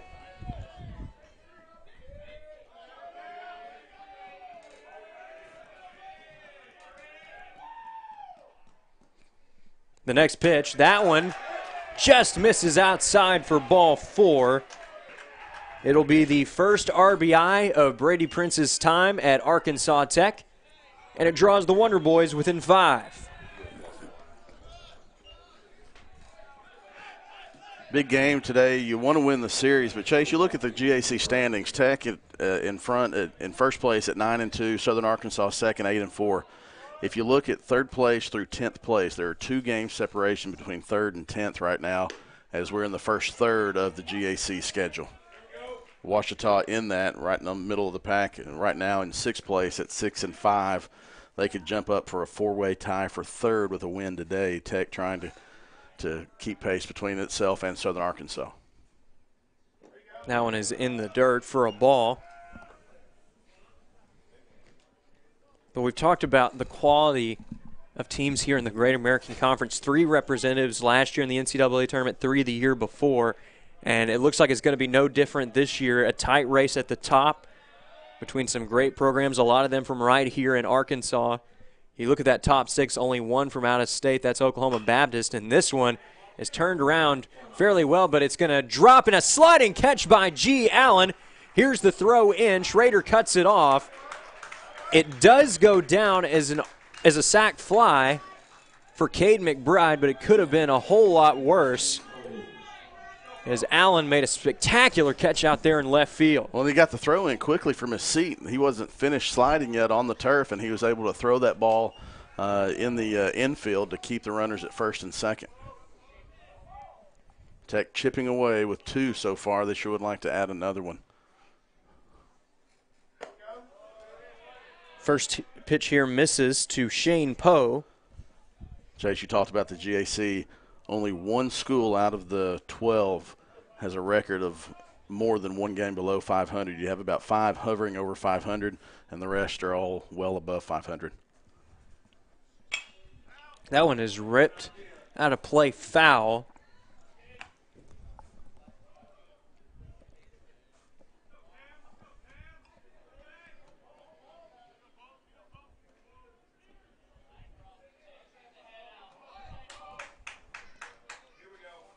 Checking on the runner at second, the 1-1. That one catches the outside corner for a strike, and now Poe's going to have to battle up here with 2 strikes. Poe having a brief conversation there with the home plate umpires. He didn't look like he liked the call on that one. The 1-2 almost locked him up on the outside corner, but it just missed for ball 2. Marchant has such a deceptive breaking ball against right-handed hitters, especially when it's breaking back across the plate. Here's the 2-2. That one, check swing. Throw over to first is there in time. What a great scoop by Jackson Chaney. Wow. You know, Bermudez was deciding whether he was going to flip to second or make the throw across to Chaney. He made the throw across, and Chaney went down, opened his glove up, caught the ball with the webbing on the ground, and then he waited a second before he held the glove up and showed the umpire. But regardless, Ouachita does get out of the inning. But the Wonder Boys do strike for 2 runs here in the top of the 4th to cut it to a 4-run lead. Ouachita will try to get some of those runs back. When we come back, you're watching Tiger Baseball on the Ouachita Sports Digital Network. Our town, a place for new beginnings, stalwart pine trees, reuniting with old friends. Whether you find yourself here for a ball game, a wedding, or just to catch up with those you love, we want to invite you to be a guest on our front porch, a place to sit back and watch the world go by, a place where time seems to slow down. Our home away from home. Welcome back. Captain Henderson House, now accepting reservations.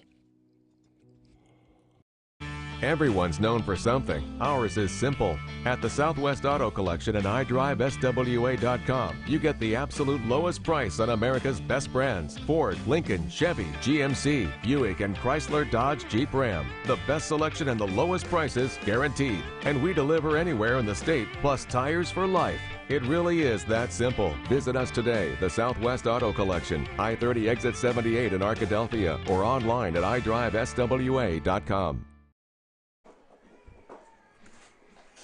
We welcome you back to Tiger Baseball on the Washita Sports Digital Network.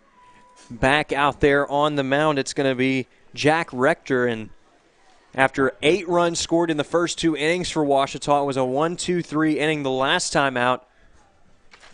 So you know that Arkansas Tech will be looking for a similar outing here in the 4th from the sophomore southpaw. Meanwhile, Jackson Chaney stepping up to the dish for the Tigers. He got Washita on the board with an unconventional RBI single in the first inning. Just a little dribbler that was basically a swinging bunt down the left side. It landed in no man's land when Wyatt Core was able to come across to score. Chaney chops this one foul right at home plate.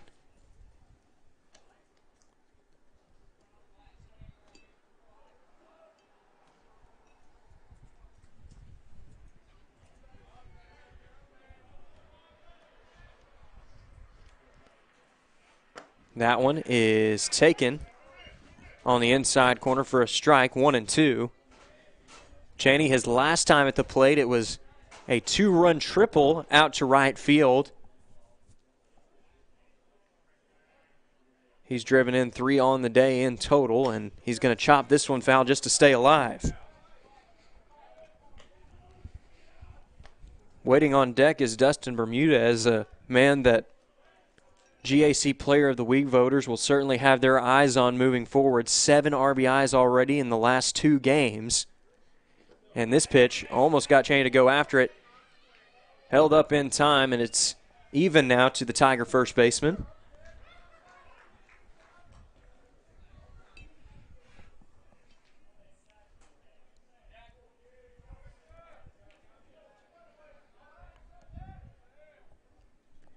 The next pitch runs high for ball 3. 3-2 now to Chaney.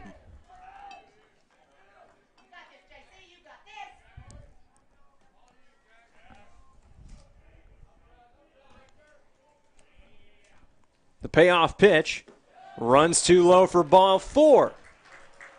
So Chaney finding his way back from down in the count to work the walk. He's on base safely for the 3rd time this afternoon. And that's going to bring up Dustin Bermudez.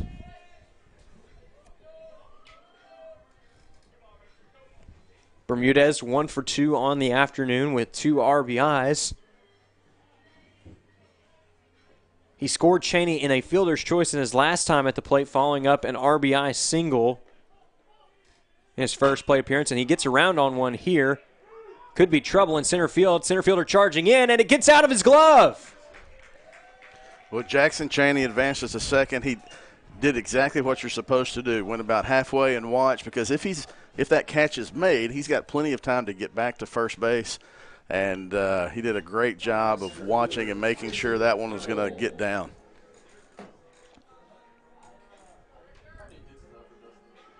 And we'll see how they score that one. It looked like a hit. Yeah, he had to run an awfully long way to try to catch that one. Wouldn't have been a routine catch, and so Bermudez gets another hit for the weekend. Isaac Nowell fouls this one into the backstop. Trying to lay down the sack bunt that time, and Kieran Terrio's waiting on deck right now. He got an RBI single his last time up. McBride shading towards the bag at short. Decent hole between third and short if now can get around on one. That one is hit out to center field. It's going to be deep enough to tag. Here's the throw to short. Going to be a tough play. It actually bypasses the shortstop right to Brady Prince at third base, but Jackson Cheney's in there. And now Cheney's holding his left leg a little bit. We'll see if he's okay. Maybe just stretch something a little bit there.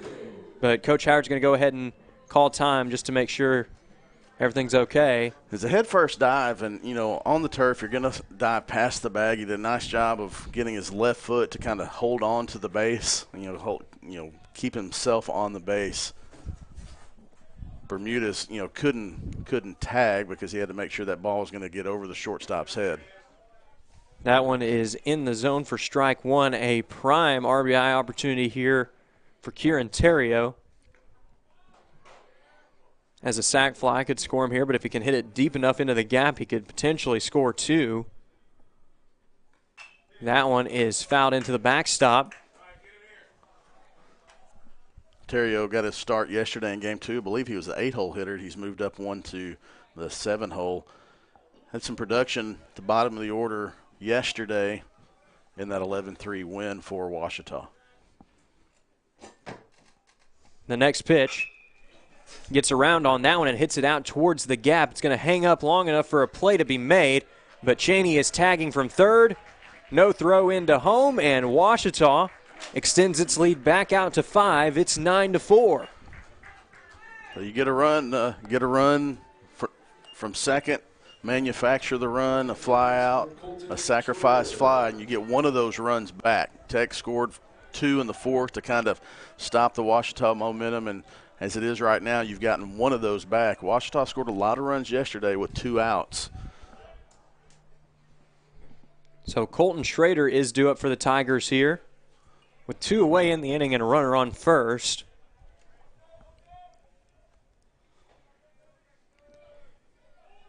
There is a right-hander getting loose out there for Arkansas Tech. Looks like the sophomore right-hander J.T. Cafferty out there getting loose.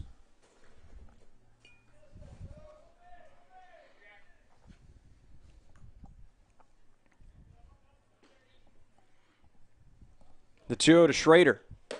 That one misses high for ball 3. Just misses high. Right there at the top of the zone. Schrader was taken all the way, and he's going to get the call here, a chance to potentially get on base if the southpaw misses his spot right here, and that's exactly what he does. Ball 4.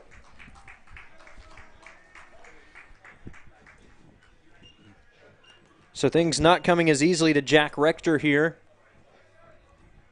Yeah, we're going to have a pinch hitter. Looks like Judd Arrington is going to pinch hit for Ouachita, pinch hitting for Logan Bell. Arrington pinch hit yesterday as well, and he comes up now pinch hitting in the bottom of the fourth with 2 outs, runner in scoring position. Judd Arrington back at his natural spot that he held for most of the year last year, that DH position, and he was a tough out all season long. It's been a bit of a slower start for him here in 2023, but still some solid numbers up on the board. He's driven in 3 runs. He has a chance to add to that total if he can drive one deep enough into the outfield here. Wind's blowing out toward right field. And Arrington sends one out to center field. It's going to hang up long enough for a play to be made. And that will conclude matters here in the 4th inning. So the Tigers do plate 1, though strand 2 runners on the inning. Ouachita leads this one 9-4 heading into the 5th inning of play. You're watching Tiger Baseball on the Ouachita Sports Digital Network. Visit the Ouachita campus store for all your Tiger apparel, merchandise, and gifts. If you need something to wear to show your Tiger pride, stop by the Ouachita campus store on the bottom floor of the Evans Student Center to grab a t-shirt, sweatshirt, polo, or more. If you can't stop by the store on campus, visit us online at bookstore.obu.edu. Make your purchase and we'll send it to you. Support the Tigers by checking out the Ouachita campus store. Go Tigers.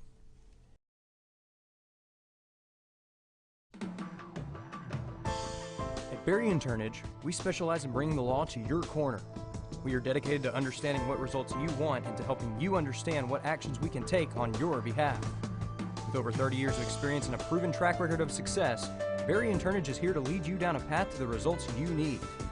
We will work with you every step of the way to make sure that you understand the choices you are making and feel empowered to make them. Barry and Turnage. Serious injuries require serious attorneys.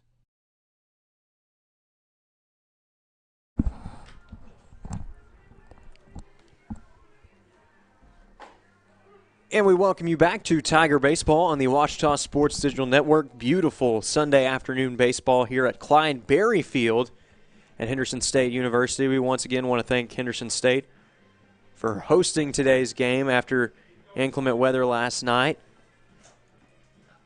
It was a great weekend for Henderson State here, defeating Southern Arkansas in a 3-game set. Henderson State had just dropped out of the NCBWA top 25, but they may find themselves back in after defeating the number 9 Mule Riders. SAU was a unanimous top 10 team in the country coming into this weekend. But that may not be the case after a series loss. This one is drilled out to left field. All G. Allen can do is look up and kiss that one goodbye. A no-doubter that time for the left fielder, Sawyer Duddleston.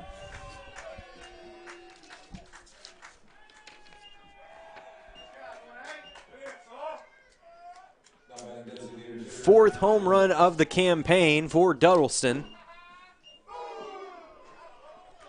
And he's got the Wonder Boys back within 4 and the visitor dugout fired up.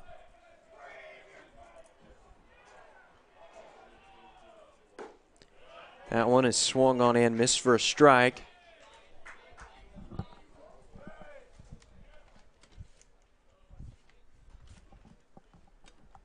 The next one from Marchant. That one, beautiful breaking ball in the outside corner for strike 2.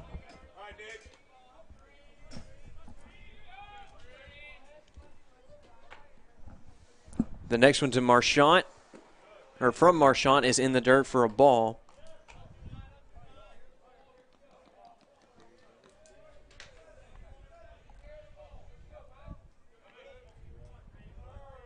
The next pitch, that one is chopped foul over to the left side.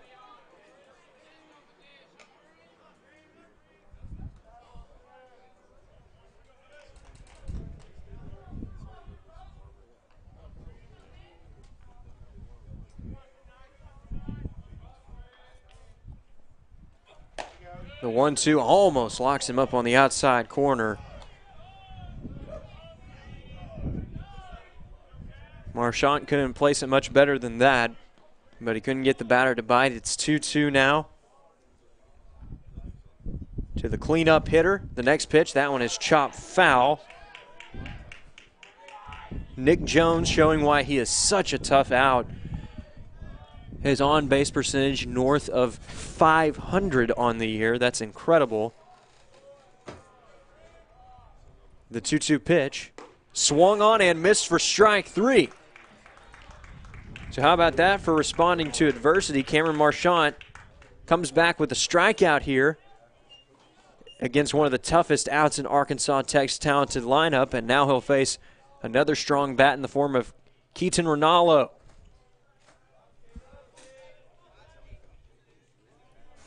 First pitch, that one is chopped foul into the backstop behind home plate.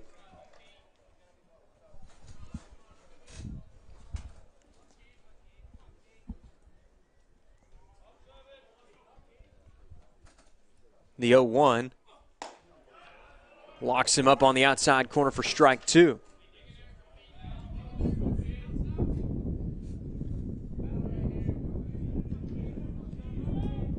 Schwenke waits on deck. The 0-2 pitch. Swung on and missed for strike 3. It's a drop third strike. Quinones with the throw down to first. That one is in time. And there are 2 away now for Logan Schwenke. Bit of an unfamiliar sight there for Cameron Marchant. Usually a pitch to contact guy. He ends up getting back-to-back punch-outs here in the top of the 5th. And now he's 1 out away from getting out of the 5th inning. No further damage done.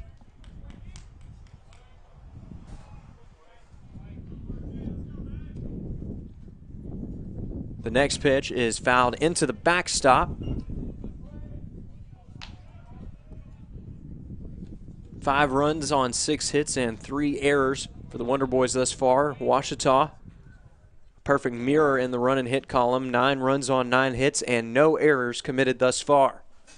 The 1-1 pitch. Locked him up on the outside corner, but lucky for Schwenke, that one was just outside for ball 2.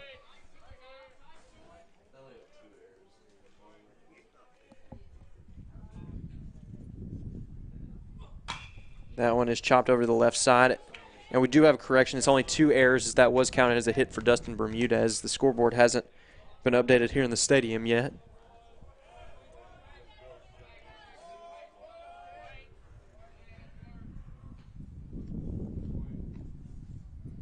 The 2-2 pitch. That one misses in the dirt for ball 3.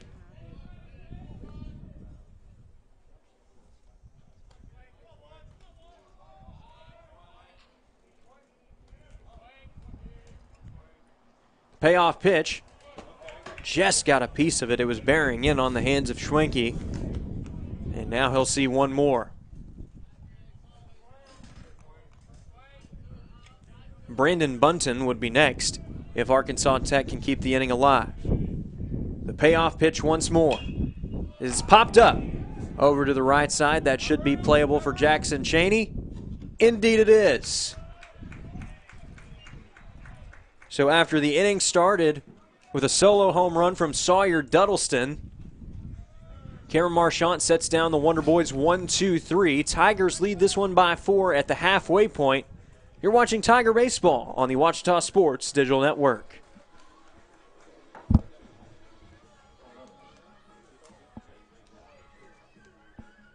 Whether you realize it or not, you see the work of bats and signs all around Arkadelphia. When you see the Badger equipment trailer on the way to a Badger game, Bats and Signs did that. When you're watching the Badgers, Tigers, or Reddies and see the signage that just really makes their facilities pop, Bats and Signs did that too. You see the signage in downtown Arkadelphia, on the campuses of Ouachita and Henderson, or the sign in your neighbor's yard supporting a candidate or their favorite Badger? Yep, Bats and Sign did that too. Longtime residents and supporters of all things Arkadelphia called Mark, Jared, Chris, or Ryan at Bats and Signs today to see what they can do for you.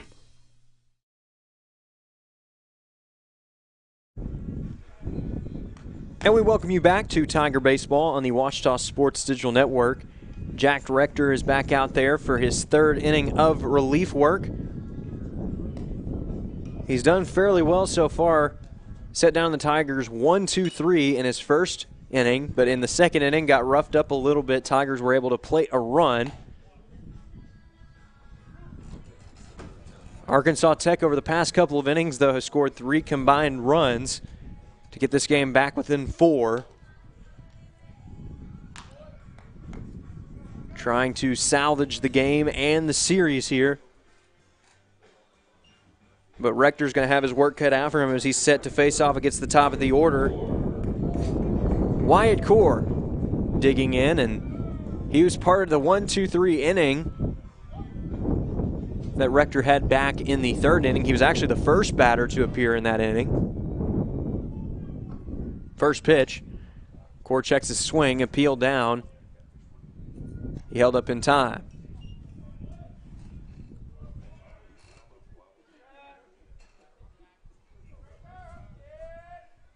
There are a couple guys getting up and stretching out there in the visitor bullpen. And Core has that one bear in on him a bit. It's 2-0.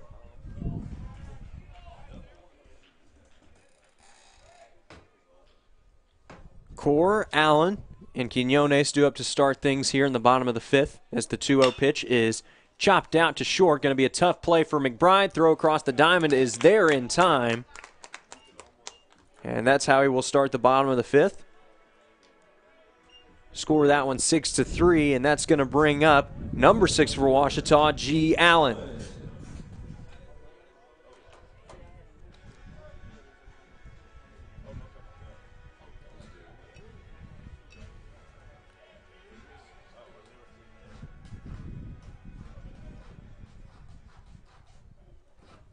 Allen going to be looking for one that he can drive here. The first pitch is right there for a strike.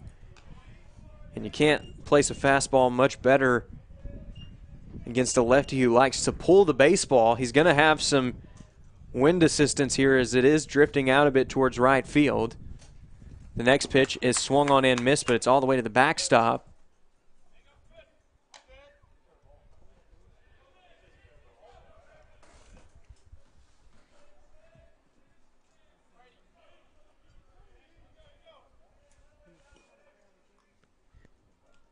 Rector looking to send him packing. The 0-2 is swung on and missed for strike 3.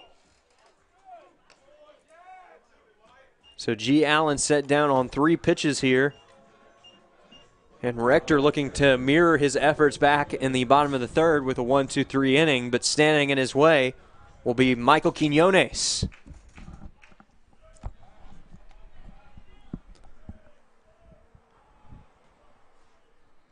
First pitch of the at-bat is drilled out to second base. Throw over to first is there, and what do you know? It is a mirror of the bottom of the third. Top of the order set down 1-2-3 here in the bottom of the 5th inning. We'll be back with more Tiger baseball after this timeout.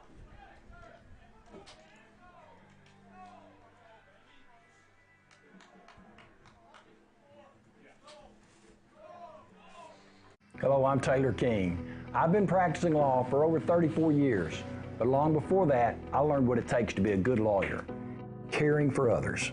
You could say it's a family trait, and it's one I've passed along to my kids. If you've been involved in an accident, call 1-800-CAR-WRECK. I want to help. We want to help, to be on your side, by your side. I'm Austin King. Now, I've not been practicing law quite as long as my dad, but thanks to him, I know what it takes to be a good lawyer. I guess you could say it runs in the family.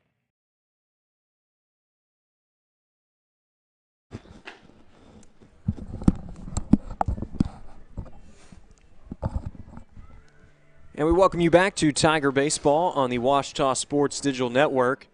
Cameron Marchant back out there on the mound for the Tigers. And for just the second time this game, Ouachita was held off of the scoreboard in the bottom of the 5th inning. Another 1-2-3 inning from Jack Rector.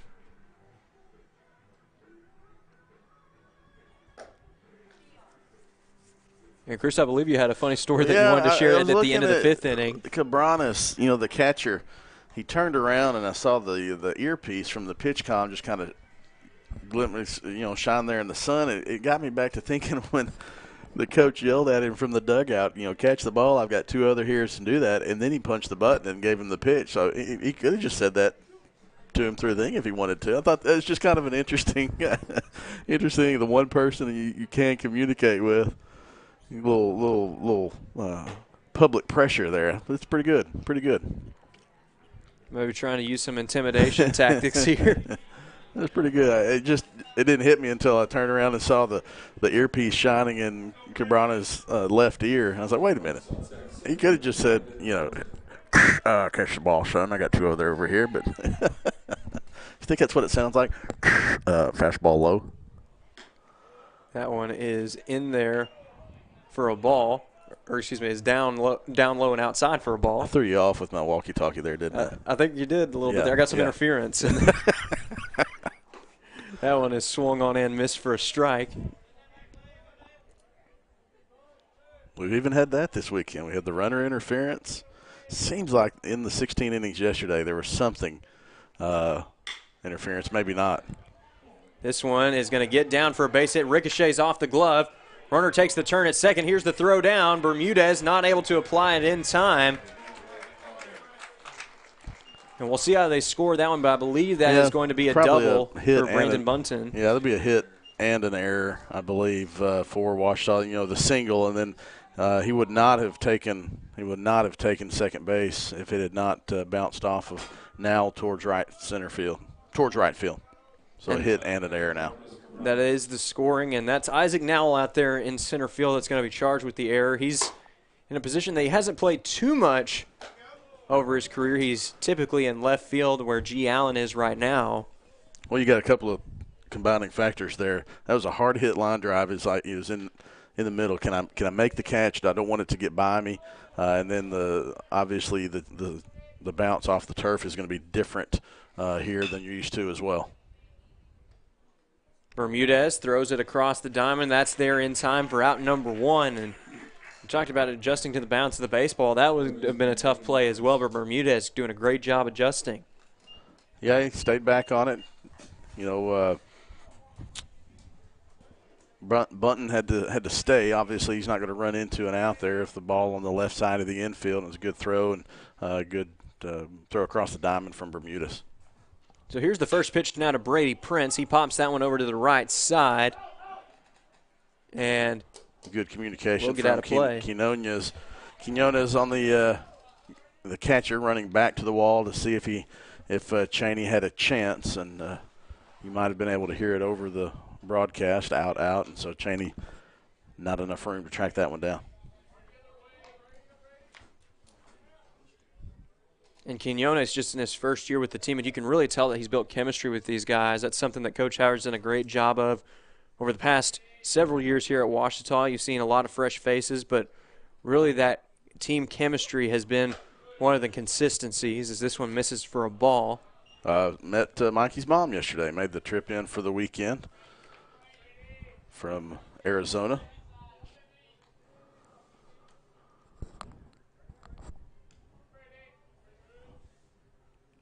That one is swung on and missed for strike 2, and Mikey's family got a lot to be proud of here to the start of the season as he leads the team in RBIs. We've mentioned that a few times on the broadcast here today. Has had quite a few highlight reel moments, including a grand slam that really sealed the deal against Northwestern Oklahoma State in the Game 3 of that one. But on top of that, too, you look back to last weekend, he had a 2-run home run against UAM that proved to be the difference in that series. Yeah, good start. Originally he came in thinking he might be a first baseman, and then the DH, and then he came in and has taken catcher's role along with Cade Burris.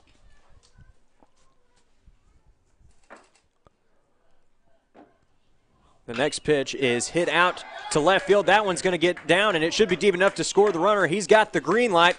Here is the throw in. It's cut off by Schrader, and Brady Prince advances to second. It's going to be an RBI base hit, his second run driven in as a Wonder Boy.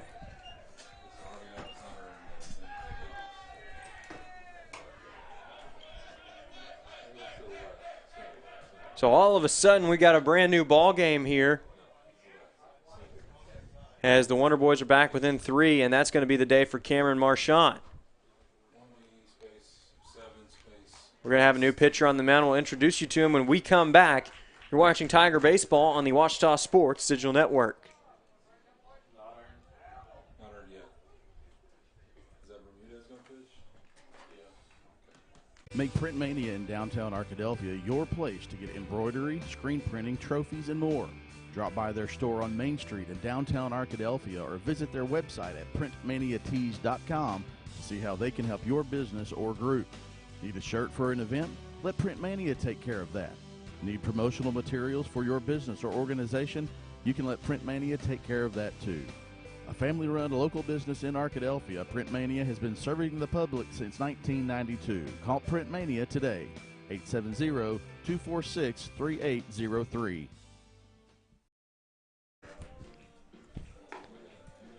Well, we were a bit confused because we didn't see anybody walking over from the bullpen per se, but the choice really makes sense now when you see that Dustin Bermudez is out there on the mound. We haven't got to talk about it a lot in this broadcast, but we've mentioned it over the course of the season. Bermudez, an outstanding two-way player for the Tigers. He's had 7 runs batted in at the plate over the past 2 games, and now he's going to have a chance to lock this game away for the team on the mound. Yeah, Bermudez comes to the mound from short. Judd Arrington, who had pinch hit in the last half inning for Ouachita, comes in to shortstop. So Schrader, Arrington, Terrio, and Cheney around the infield. Allen, Nowell, and Core in the outfield for Ouachita.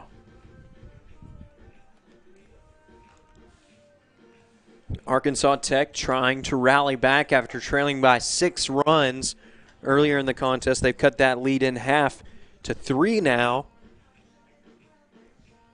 Most recently, thanks to an RBI from Brady Prince, and I believe that one's going to go down as a single, and he advanced on the throw. And Tech has scored in its last 3 innings, just kind of chipping away. They were down to 8-2, cut it to 8-4. Ouachita was able to get 1, but runs in the 1 in the 5th, and so far 1 in the 6th has got this to a manageable at 9-6. And we were talking between one of the breaks earlier. This is a team. I mean, we've mentioned it. I mentioned it a couple of times yesterday. We've already talked about it today twice too. That they did come from behind, being down 12 last Sunday. So 6, 7, 8 is nothing. It's child's play. Right now, Arkansas Tech in a prime position to put up more runs on the board as the top of the order is due up and a runner's already out there on second.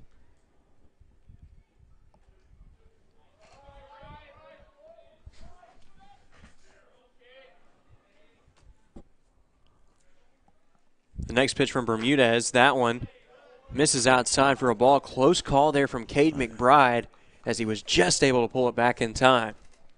Almost got hung out across the plate that time. I wasn't so sure that he did pull it back. This is Bermuda's 6th appearance, all in relief. He's pitched 8 2/3 innings, given up 3 runs, 2 of those earned, 9 hits.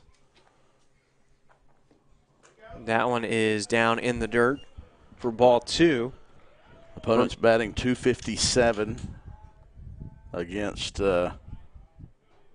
Bermuda's 2 walks, 13 strikeouts.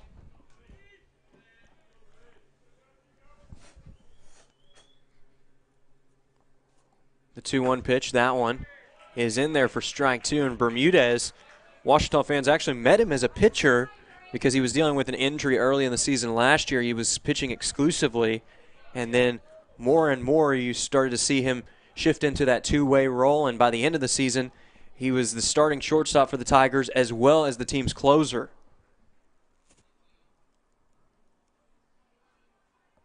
The 2-2 pitch.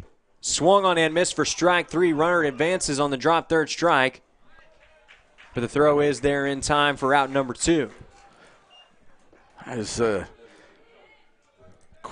dangerous there for Ouachita. Cade McBride has tremendous speed. If there's anybody who could beat that out, with that ball not going very far, Quinones had to make a great throw down to Cheney. Did move the runner 90 feet closer to third base, but you do get that second out of the inning as well. That one misses outside for a ball. Shane Poe, the man at the plate for Arkansas Tech. He doubled in his first plate appearance before coming around to score, and he rips this one over to the right side. Hope they're not mowing their grass over there in that yard. That was a line drive that, of course, I guess if they're mowing right now, they're getting plugged.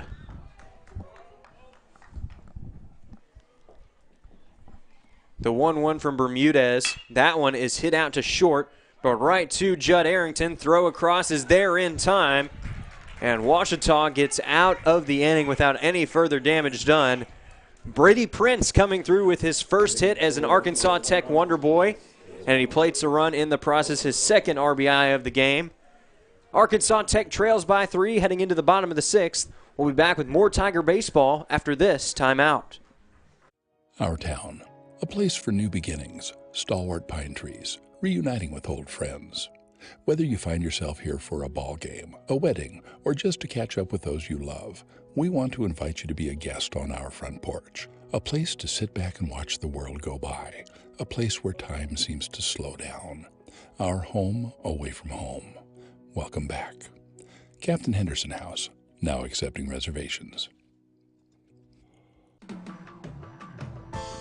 At Berry & Turnage, we specialize in bringing the law to your corner. We are dedicated to understanding what results you want and to helping you understand what actions we can take on your behalf. With over 30 years of experience and a proven track record of success, Berry & Turnage is here to lead you down a path to the results you need. We will work with you every step of the way to make sure that you understand the choices you are making and feel empowered to make them. Barry and Turnage. Serious injuries require serious attorneys.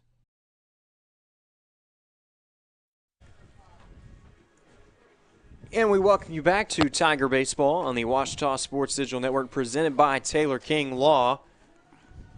4, 5, and 6 due up for the Tigers, and nothing has changed out there on the mound as Jack Rector has been fantastic in relief. He's allowed just 1 run in 3 innings of work, about to start inning number 4. He's got a tough task here, though, against a red-hot batter in the form of Jackson Cheney. He has gotten on base in all 3 of his plate appearances thus far. Shows bunt, but he pulled it back in time for ball 1. He had an infield single that plated Wyatt Core in the first inning before following it up with a 2 RBI triple in his next at-bat. And then he walked in his last plate appearance. Rector, 3+ innings, has only given up 1 hit, walked 2, struck out 2 in the 12 batters that he's faced. That one runs a bit too high.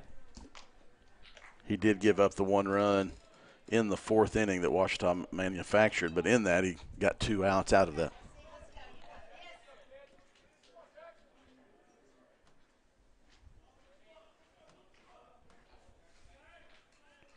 Next pitch to Cheney runs high and in for ball 3.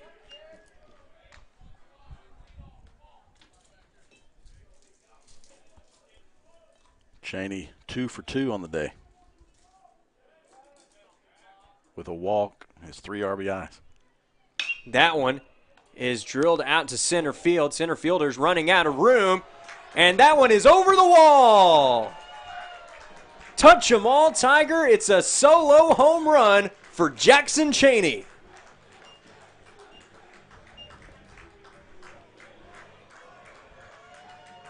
Home run number 4 of the campaign for the Tiger first baseman. And Ouachita officially crossing over into double digits. It's 10-6.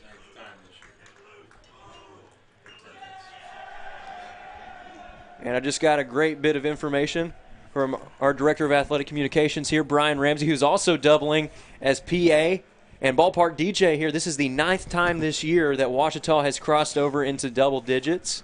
Yesterday, 11 runs on 11 hits. Today, 10 runs on 10 hits. Double-digit hits, yeah. Man, after an effective, that's a quick hook for Rector.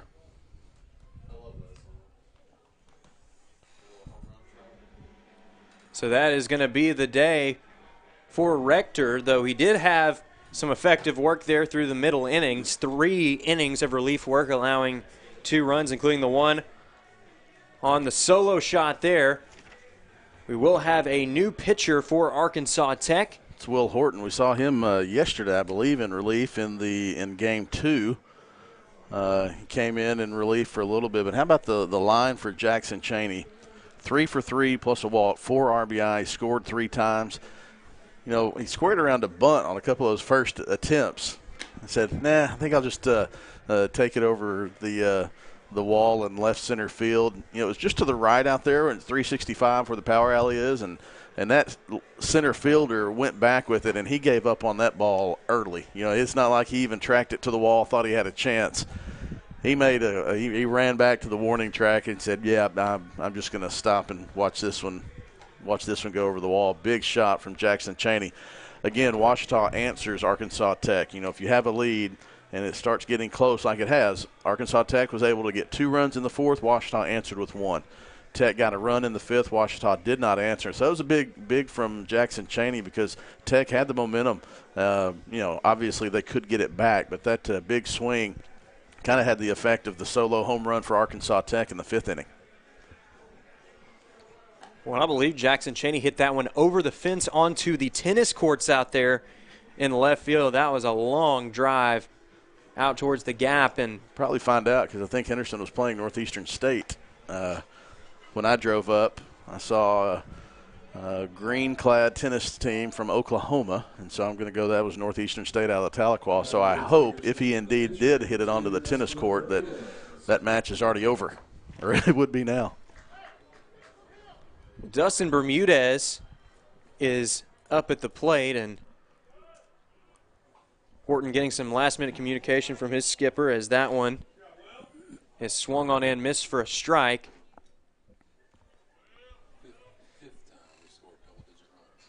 And I just got a correction. That's the 9th time that we've gotten into the hit column for double digits this season. It's the 5th time that the Tigers have scored at least 10 or more runs this season.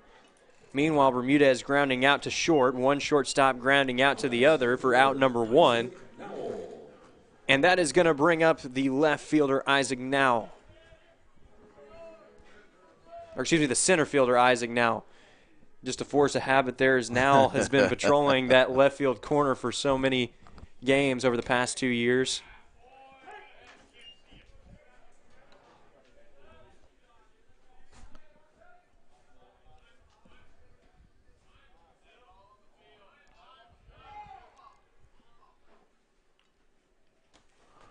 And we have a pause in the action as there's a ball on the field.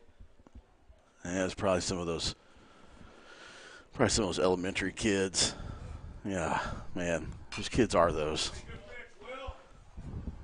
That might be mine and Coach Howard's and, you know, some others. Yep, that's definitely who it was. A mother making the way down the left field line. They got their 15 seconds of fame here in today's Sunday afternoon contest. And right now, Isaac Now trying to battle back with 2 strikes. 15 seconds of fame, 15 minutes of fun, and both over. It's not his older son, Drew. He's on crutches, so he's not playing a whole lot of baseball right now.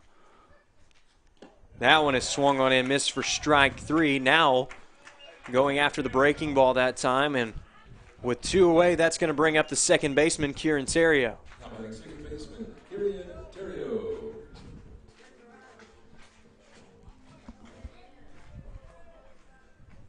Something else to watch out for Jackson Chaney. You know he's going to be looking for power to the gap in his next plate appearance, because right now he's got the 2 toughest legs of the cycle out of the way. He's got the triple, he's got the home run, he's got the single too. All he needs is that double, and with a couple more innings at the plate, Ouachita likely going to see him step up at least one more time. Meanwhile, the play is made out in right field for out number 3. It is 1 run on 1 hit, the solo shot from Jackson Chaney, his 4th big fly of the year. Tigers lead this one by 4 as we head into the 7th inning of play. You're watching Tiger Baseball on the Ouachita Sports Digital Network. Whether you realize it or not, you see the work of bats and signs all around Arkadelphia. When you see the Badger equipment trailer on the way to a Badger game, Bats and Signs did that. When you're watching the Badgers, Tigers, or Reddies and see the signage that just really makes their facilities pop, Bats and Signs did that too. You see the signage in downtown Arkadelphia, on the campuses of Ouachita and Henderson, or the sign in your neighbor's yard supporting a candidate or their favorite Badger? Yep, Bats and Sign did that too. Longtime residents and supporters of all things Arkadelphia called Mark, Jared, Chris, or Ryan at Bats and Signs today to see what they can do for you. Chase, I'll correct myself from the earlier. I said Will Horton came in Game 2. He actually came in relief in Game 1 of Grant Shahan yesterday. Horton pitched 2/3 of an inning and faced 2 batters, had a strikeout and a flyout. So he has had an effective few batters this weekend. See if he comes back out for the bottom of the 7th inning. But before that, Sawyer Duddleston's going to get things going. Chase, you mentioned that Jackson Chaney had quite the day. Sawyer Duddleston does as well. He's had a triple and a double.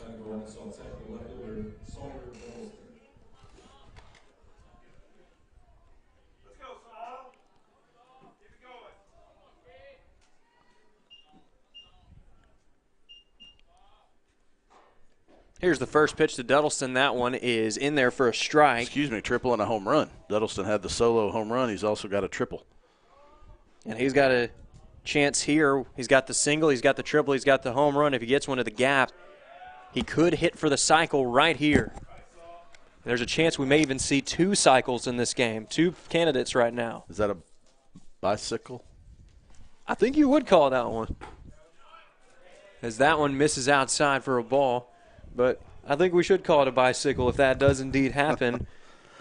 Tech fans hopes it's a unicycle. Exactly. Washita fans that hope it would be a unicycle for the other team. The 2-1 pitch, that one is hit out to left field, so no cycle here. As there is a good play by Allen out there in left field, but it is the 4th hit of the afternoon for Sawyer Duddleston. He's still just one leg shy of the cycle. And that's going to bring up Nick Jones, one of the toughest outs in the Great American Conference. Duddleston 4 for 4, 2 RBIs, 2 runs scored.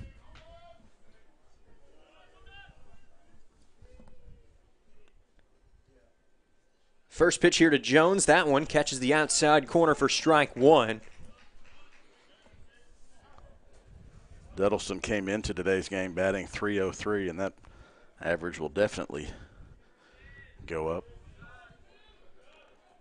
Well, for Nick Jones entering this contest, his batting average is already north of 400 for the campaign.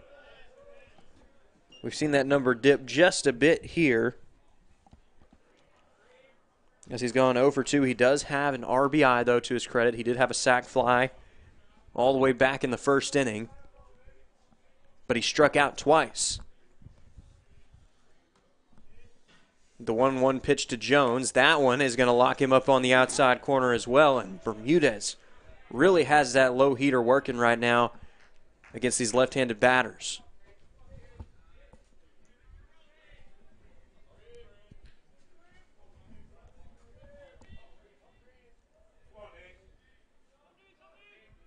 The right-hander from Chandler, Arizona, looking to send him packing. The 1-2. Swung on and missed for strike 3. Nobody's advancing. Boy, it just fooled him. That was a breaking ball low. You know that you don't have to worry about the drop strike with the third, first base occupied. You just got to trust your catcher that he's going to block it up. And so he got him and fooled him. Quinones did a great job of blocking that one up, keeping Duddleston at first. So tip your cap to the designated hitter, Nick Jones, as he officially has the hat trick now. 3 strikeouts, and that is going to bring up Keaton Rinaldo.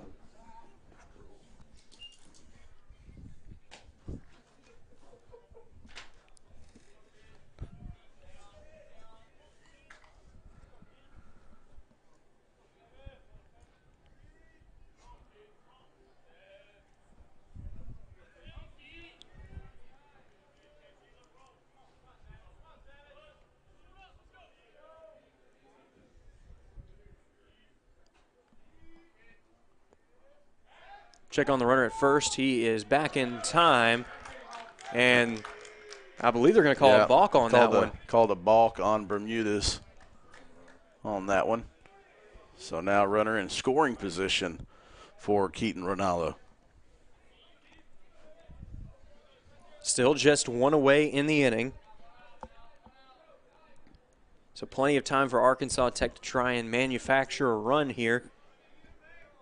They don't want to mill on their chances, though, officially into the back third of this contest.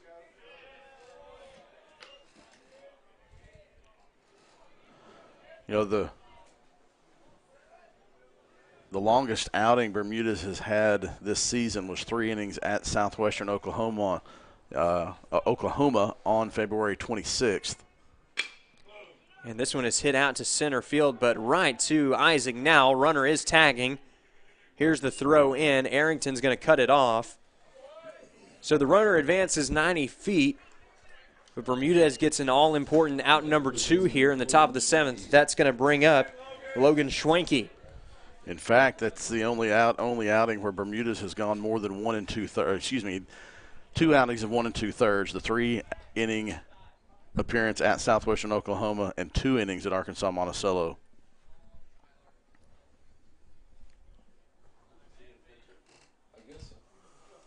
Yep, Ty Gordon, the sophomore from Nashville, is going to pinch hit. He had a pinch hit appearance yesterday, struck out. Gordon went to Arkansas State as a freshman, transferred to Arkansas Tech before last year. Also have a pinch hitter on deck. That's Omar Jackson. He pinch ran yesterday.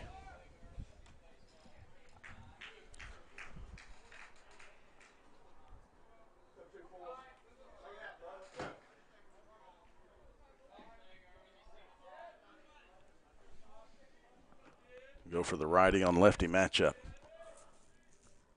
First pitch to Gordon here, misses outside for ball 1.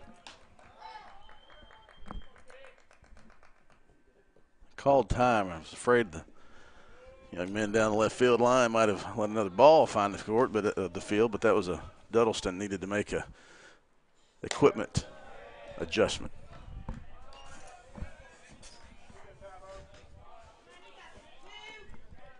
Gordon does have a single home run on the season, along with 4 RBIs, batting just over .230 at .231.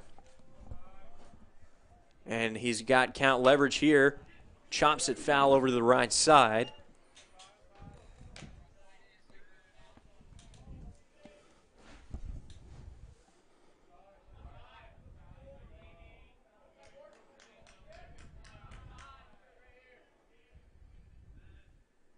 The next one to the pinch hitter. Swung on and missed for strike 2. Bermudez had him fooled that time with the breaking ball that just ran in on his hands. And now the Tigers, 1 strike away from hanging up a 0 on the scoreboard.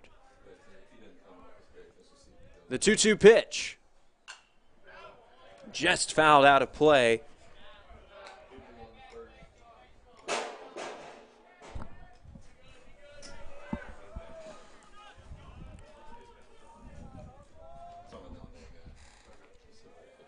The next one from Bermudez is in the dirt. Good block by Quinones at the plate.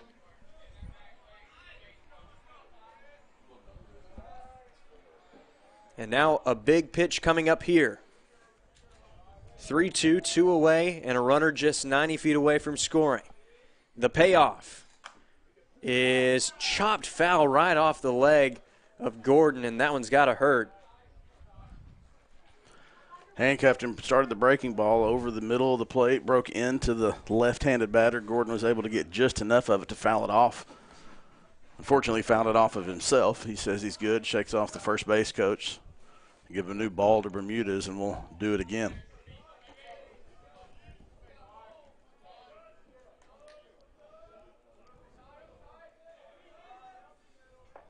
Something's got to give here. Full count, 2 away.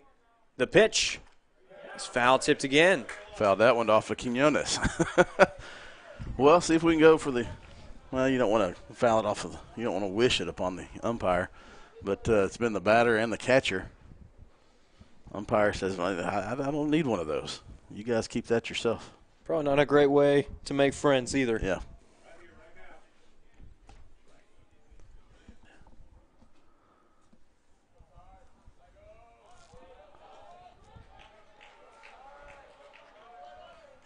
So we regroup for the 3-2 once more. And that one bounces in front of home plate for ball 4. So after a lengthy battle, Ty Gordon working his way to first base, and that's going to bring up the pinch hit outfielder, Omar Jackson.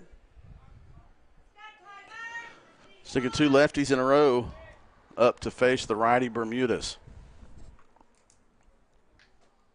So it looks like that's going to be the day for Brandon Bunton, as Jackson will be filling in for him as center field moving forward.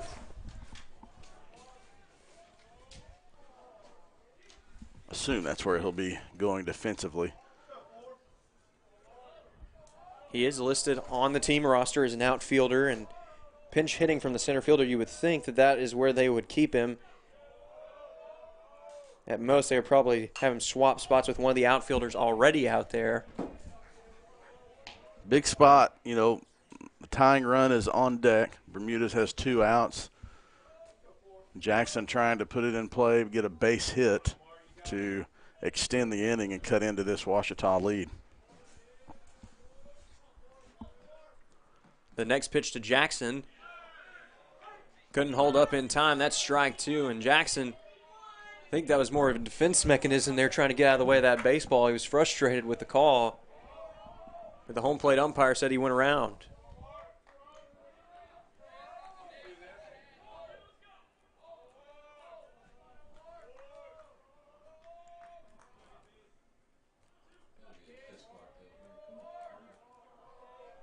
The 0-2 pitch.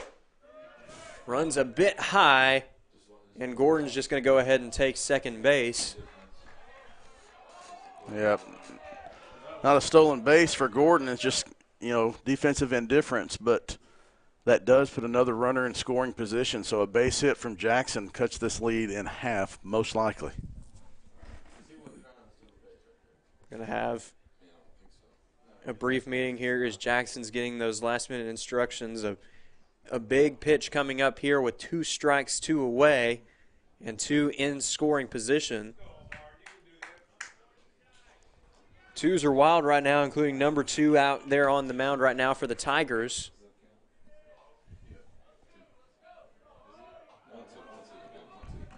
There is just 1 ball, but a lot of 2s playing into the scenario. That's a good save. As that one is hit out towards shallow left field. 3 men closing in, but Arrington is the one making the play for the Tigers. Nice job. He had the better angle. Schrader was backpedaling. I think he was camped out under it. He would have been able to make the catch, but Arrington had the better angle. Called off Schrader, and nice communication, and ends up putting a 0. But, man, that was a big clutch way to get out of that one by Bermudez. So the Wonder Boys do strand 2 here in the top of the 7th. And Ouachita is going to hold on to a 4-run lead heading into stretch time at Clyde Berry Field. You're watching Tiger Baseball on the Ouachita Sports Digital Network.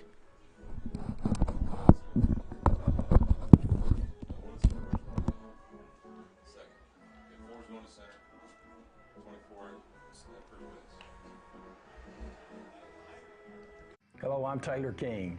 I've been practicing law for over 34 years, but long before that, I learned what it takes to be a good lawyer, caring for others. You could say it's a family trait, and it's one I've passed along to my kids.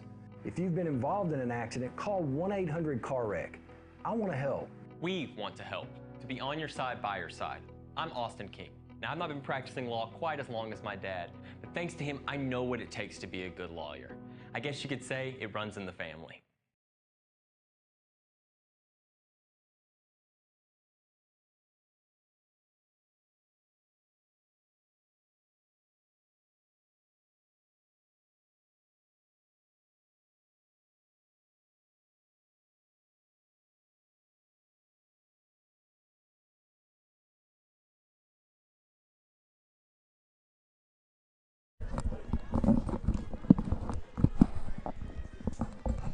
And we welcome you back to Tiger Baseball on the Ouachita Sports Digital Network.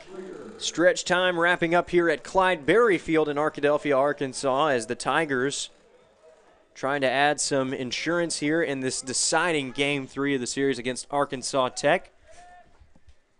The Wonder Boys ranked number 20 in the country by the National College Baseball Writers Association.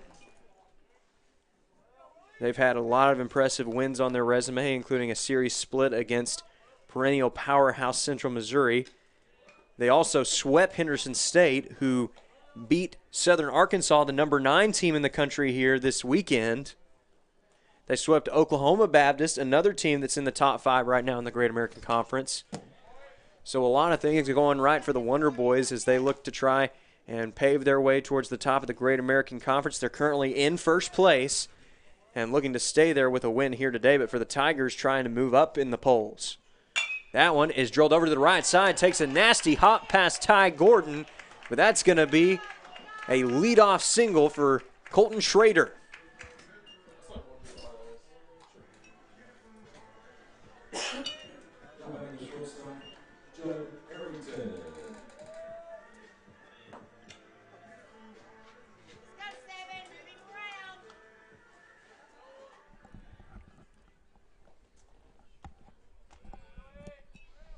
Here's the first pitch to Judd Arrington.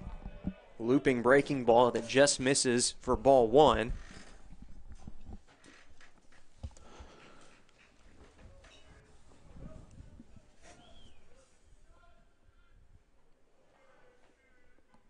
The next pitch ripped right back up the middle, and that one's through for a base hit. C.W. Schrader almost had enough space to go for third, but Jackson with a great reaction.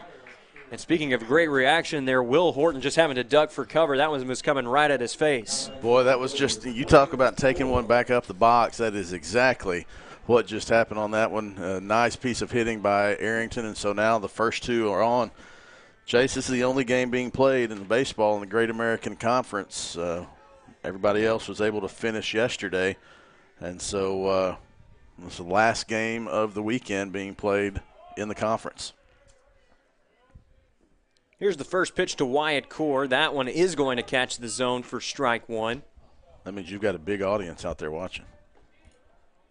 And a lot of teams are going to be watching this one with so many implications for the Great American Conference standings right now, too. And I do see that Henderson and Northeastern State are finished playing tennis, so that was probably good a while ago when Jackson Cheney put that one onto the tennis court over there.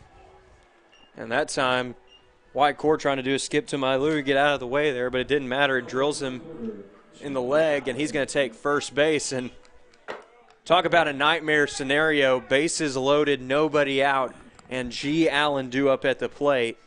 If you are Arkansas Tech, this is not where you want to be. There's already a right-hander getting loose out there for the Wonder Boys. Still has a sweatshirt on, so we can't really tell. There are actually two players. Yeah, I see two, yeah. Might be Grant. Yeah, it's Grant Shahan again that Ouachita saw yesterday. He relieved Will Horton yesterday, and Horton relieved Shahan yesterday, and it may be Shahan that gets the nod next if Coach Lawson wants to go elsewhere. Ooh, infield in. That one is swung on and missed for a strike, and you can tell they're trying to protect against that play at the plate or getting that run to score. It's a force at any base. That is the one benefit here for Arkansas Tech, but the problem is G. Allen usually hits it over the infield and sometimes over the outfield too. Case in point, that one's down the line. It's going to be down in the corner. Going to score at least 2 runs. They're going to hold up the runner at third, Wyatt Core at third, and G. Allen standing up at second with a 2-run double.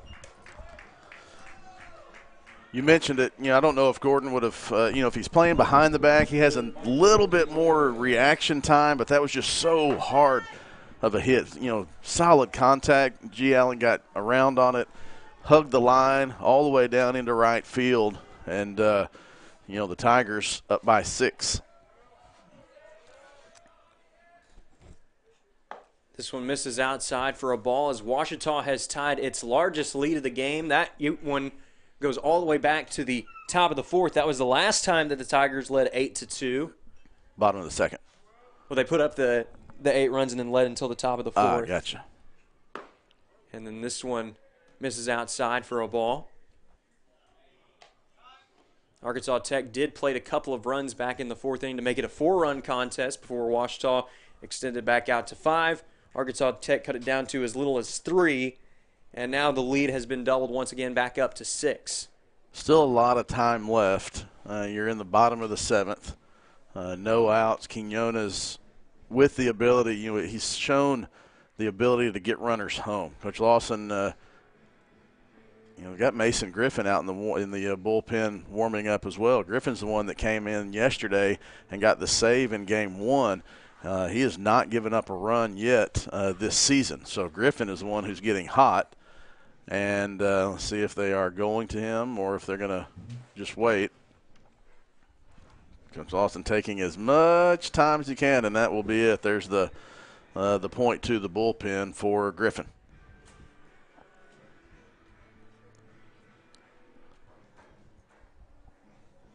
So Horton, the southpaw, will depart from the game with 2 runners in scoring position, and we're going to see a righty on lefty matchup here in the bottom of the 7th.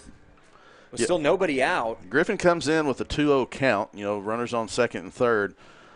Griffin on the season, ERA of 0.00. This is his 8th appearance, all in relief, 7 full innings. He's got 5 saves, obviously not a save situation now. He's just going to try to limit the damage. Only giving up 2 hits on the season, 1 walk, 9 strikeouts. Opponents are batting at .091 against Mason Griffin.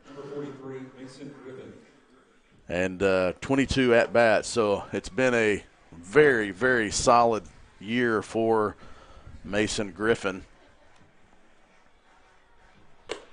And he comes in a different situation. I mean, to be honest, normally he's coming in a situation trying to get a save, and now he's just trying to limit the damage and get this one to the get out of this one and get to the 8th. Well, in count leverage situation, you got to be careful with what you give Michael Quinones here, because when he gets into count leverage situations, he's proven it here today, he can do some damage. He drove in a run earlier in the contest with count leverage. If you'll remember, too, when he hit his grand slam, his first home run of the year just a couple weekends ago against Northwestern Oklahoma State, that was on a 3-1 count. Well, he also has the ability, seen it several times this year, of going when they try to pitch, he and G. Allen, the lefties in that lineup outside, Quinones has done a great job of going the opposite way. And if you go the opposite way and find a gap here at Clyde Berry Field, those runners will definitely score from second and third, and there's a good chance if there was a runner on first, it could score as well. So big spot here for Quinones. Different situation coming into the game for Griffin than he's normally used to, but he's still got to take that same mentality, try to get an out how he can. Man, infield is going to possibly give up a run here. They're playing back at second and short.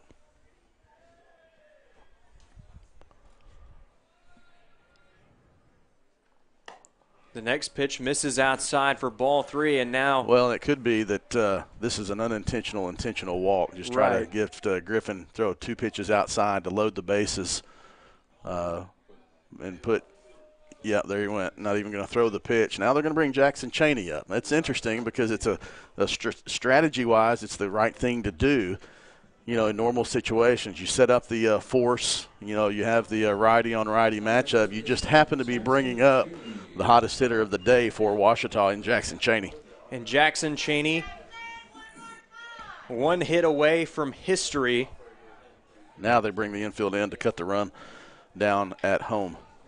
He's just a double shy of the cycle, and if he does happen to hit one over the fence, it's game over.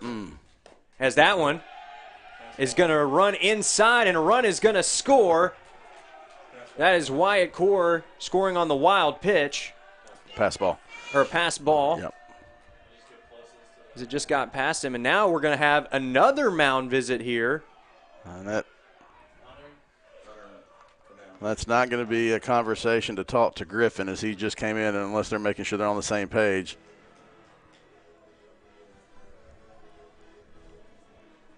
He is talking to Griffin. Thought he might be using that as a time to talk to the catcher, but trying to make sure Griffin and Cabranes are on the same page. 13-6. Cheney comes up with, as we correct our scoreboard now, we already did it, 13-6, runners on second and third with 1 out. So now if you hit one deep enough into the outfield, you got a chance to score 2 runs, even on a deep enough single. But you know that Jackson Cheney is going to try and leg it out for a double if he can, because that would give him the cycle. First time we've seen that in a long time here at Ouachita, as the 1-0 pitch catches the inside corner for a strike. Good breaking ball from Griffin.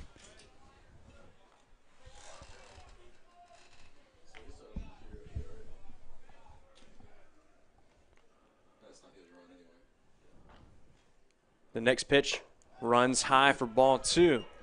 Tried to tempt him with the high heater that time, but Cheney wasn't biting and really showing how he's been locked in here today.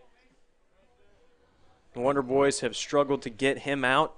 This time looking no different. The 2-1 pitch runs in and almost drills him. He checks his swing in time. You know, he got hit yesterday on the back of the hand. It was have to check and see. You know, he's stepping in there, not crowding as much as we have seen, but he took a fastball inside yesterday off of the hand in that crazy 4th inning for Ouachita in the game 2. The 3-1 pitch. That one is chopped back up the middle. That one's going to be through for a base hit. It'll score 1. They're going to hold Cheney up at first. That's his 5th hit of the ball game. He drives in yet another run, his 5th RBI of the game. And now the game-ending run is at first base with nobody out. So Dustin Bermudez steps up to the dish here for Ouachita,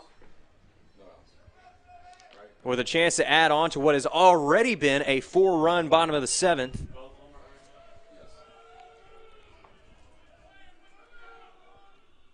That one catches the bottom of the zone for a strike for Dustin Bermudez. It has been a series to remember. It's only the third hit that Griffin has given up this season in 7+ innings of work. The 0-1 pitch, that one is hit into center field. That might be deep enough to score the run. It actually drifts over into right field. Here's the runner tagging. That's Quinones, and he is there for the Tigers' 15th run of the ball game. Dustin Bermudez driving in his 8th run in just 2 games. And now Ouachita is 1 run away from forcing the run rule finish. You know Griffin's going to want to lock in here, though, as it's still a long 270 feet away. It takes a lot to get the runner in, especially against a talented arm like Griffin. But now, going to try to get it started here. In fact, the runner's out at second, and it's going to be a fielder's choice.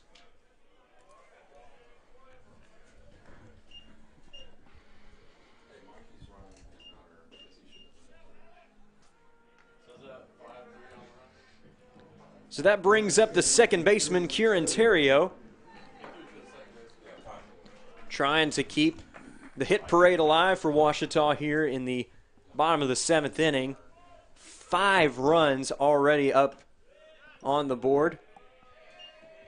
In just the 7th inning alone, that's the second time in this game that the Tigers have scored 5 runs. The first time being all the way back in the 2nd inning. Yeah, here's where a gapper, he's going to be off on contact. Something that gap, Coach Howard's going to try to score, but obviously not with that one. I thought that might have caught Griffin's glove. It looked like it might have glanced off of his glove. Not quite sure, but when you have that much momentum going, it doesn't matter. That was a hard hit ball. Kieran Terrio coming through with another big base hit here. And now the game-ending run is up to second. And Colton Schrader is up at the plate to try and send the fans home happy. First pitch is hit out to right field, and it's going to hang up just long enough for out number 3. So Arkansas Tech still some life here as the game-ending run is stranded at second base, but still a 5-run bottom of the 7th for the Tigers here. Heading into the 8th inning, your score, Ouachita 15, Arkansas Tech 6. We'll be back with more Tiger baseball after this timeout. Our town, a place for new beginnings, stalwart pine trees, reuniting with old friends. Whether you find yourself here for a ball game, a wedding, or just to catch up with those you love, we want to invite you to be a guest on our front porch. A place to sit back and watch the world go by. A place where time seems to slow down. Our home away from home. Welcome back.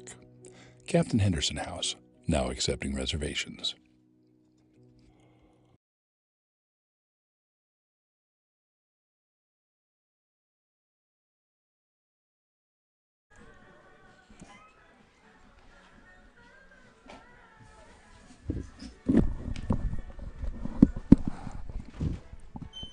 And we welcome you back to Tiger Baseball on the Ouachita Sports Digital Network, presented by Taylor King Law. Ouachita, the Bats have been on fire here today. 15 runs, including 5 in just the bottom of the 7th inning alone. Ouachita did, however, strand the potential game-ending run at second base. Would have forced the run rule finish as we are into the 8th inning now. It was the 7th inning at the time. And now we're going to see Marcos Cabranes step up to the dish for Arkansas Tech. Dustin Bermudez still out there on the mound for Ouachita. And he's going to get that one in there for strike 1. He's had beautiful location of the fastball on that left side of the plate. The next pitch, peel down to first. They said he held up in time, ball 1.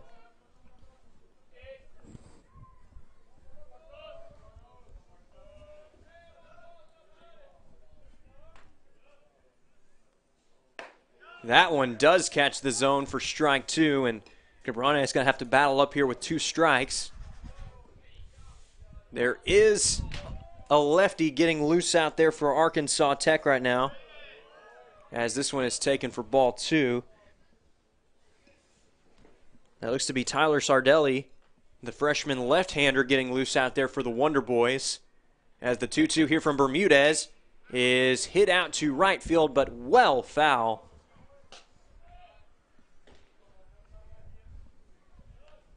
If you are a fan of offense, this has been the game for you. Ouachitá's provided a little bit of everything in this ball game.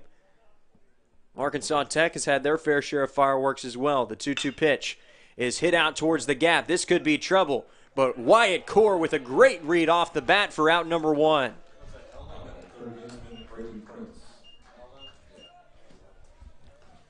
So with one away here in the top of the 8th, that's going to bring up the native of Hot Springs, Arkansas, Brady Prince. It's been a breakout performance for him, 1 for 2 on the day with 2 RBIs, including his first base hit as a Wonder Boy in his last plate appearance. He also walked earlier in the ball game. That one misses high for ball 1.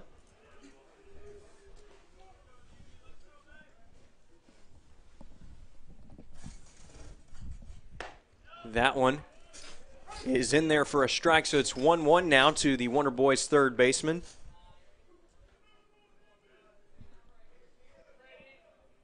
The next pitch just misses outside for ball 2, so it'll be count leverage here to Prince.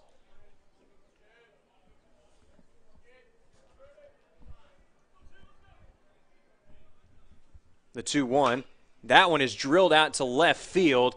Will it stay in play? Yes, it will. It's right into the corner. It was in Allen's blind spot, and now Brady Prince has his first extra base hit as a Wonder Boy. It's a 1-out double.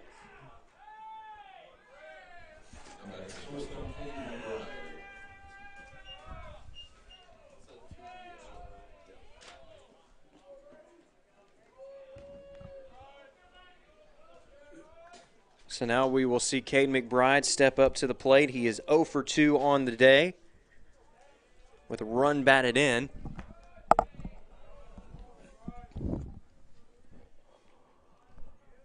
First pitch of the at-bat is right there for strike 1.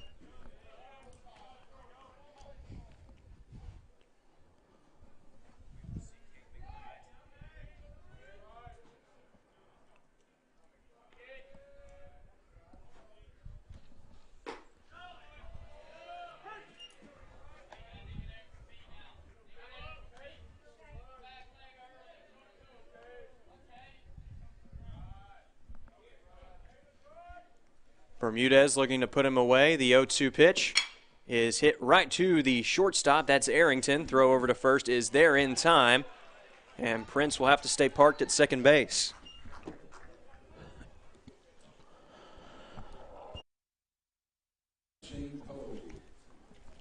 So now Shane Poe stepping up to the plate. It's been a bit of a slow day. After a fast start for him back in the first inning, he doubled before coming around to score on a Sawyer-Duddleston triple. But he has not gotten on base since, as the first pitch there misses for a ball. But Quinones was some great framing there behind the plate, almost got it back over.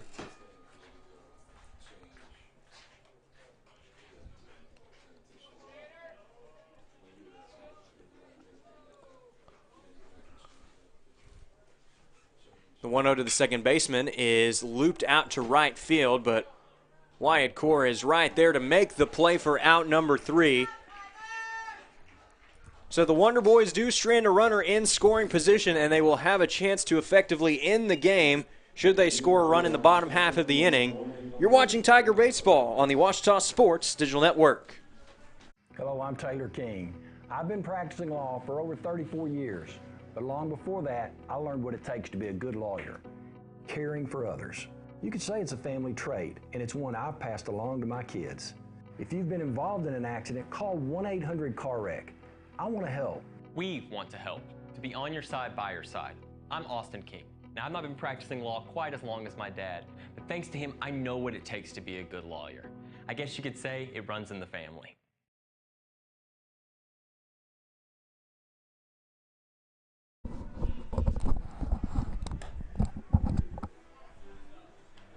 And we are back with more Tiger Baseball on the Washita Sports Digital Network, presented by Taylor King Law.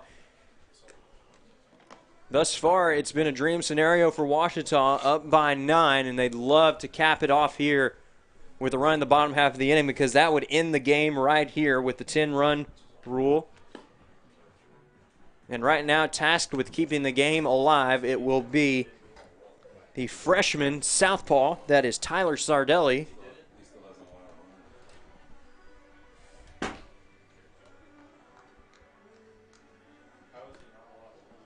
Sardelli, this is his 5th appearance, 4 of those in relief, 4th relief appearance. Pitched 4 innings this season. You got 2 hits, 4 runs. All 4 of those are earned. Struck out 4, walked 2. Opponents batting .154 against him, ERA of 9.00.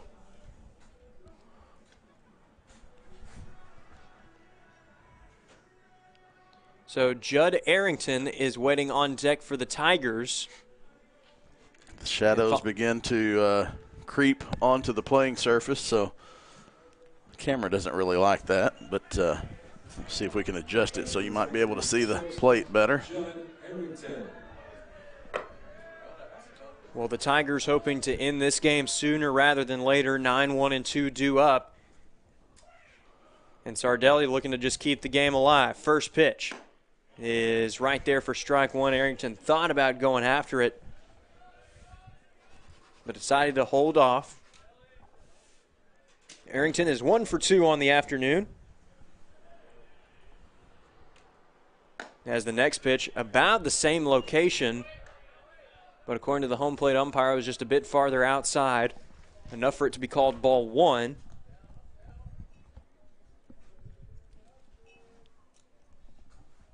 The 1-1 pitch, that one is fouled into the backstop.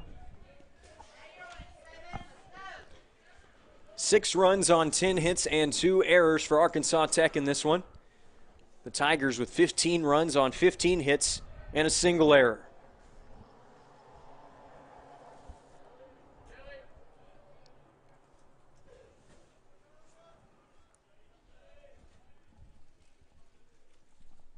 The 1-2 pitch, that one's found to the backstop, and that one rang right off of one pole, bounced off to another. So Arrington making some music back here behind home plate. You know, good hitters can go pole to pole, just not the ones that are on the backstop. Most of the time is what that's referencing. That one misses up high for ball 2. Well, Arrington surely is a good hitter. He had one of the best on-base performances in program history a year ago, one of the toughest outs in the Great American Conference. It's been a bit of a slower start here in 2023, but still he's been effective, as he's going to create a tougher play here for McBride, but the throw is there for out number 1. And that's going to bring up Wyatt Core.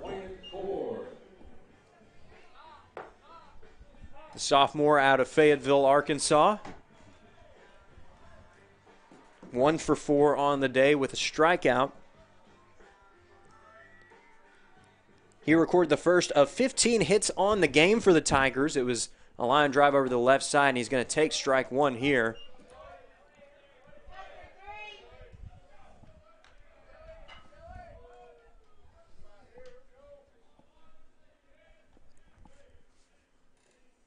The next pitch to Core, that one is hit out towards right field, but it is well foul.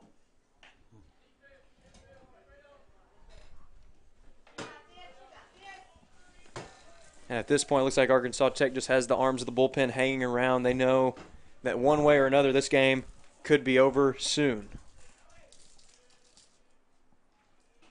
The next one to Core, that one is drilled out to left field, and that one is going to be caught. An unbelievable effort out there by Sawyer Duddleston. He's been great with the bat. Now he's flashing the leather. Good for him. You know, I mean, it was a rough day yesterday, and responded with a great day at the plate today, and then a tremendous diving catch. You know, if he doesn't catch that, that's definitely extra bases for Core. Here's the first pitch to G. Allen. He thought about going after that one. Appeal down. He held up in time. Allen is one of those guys that we know can end a game with one swing of the bat, and he has the chance to do that right here. As this one is hit out to left field, that one's got plenty of carry, but it is going to die out just shy of the warning track out there in left field. And that is going to conclude matters here in the bottom of the 8th inning. So Tigers go 1, 2, 3. Arkansas Tech with one last chance at the plate when we come back. You're watching Tiger Baseball on the Ouachita Sports Digital Network. Make Print Mania in downtown Arkadelphia your place to get embroidery, screen printing, trophies, and more. Drop by their store on Main Street in downtown Arkadelphia or visit their website at printmaniatees.com to see how they can help your business or group. Need a shirt for an event? Let Print Mania take care of that. Need promotional materials for your business or organization? You can let Print Mania take care of that too. A family-run local business in Arkadelphia, Print Mania has been serving the public since 1992. Call Print Mania today, 870-246-3803. Visit the Ouachita campus store for all your Tiger apparel, merchandise, and gifts. If you need something to wear to show your Tiger pride, stop by the Ouachita campus store on the bottom floor of the Evans Student Center to grab a t-shirt, sweatshirt, polo, or more. If you can't stop by the store on campus, visit us online at bookstore.obu.edu. Make your purchase and we'll send it to you. Support the Tigers by checking out the Ouachita campus store.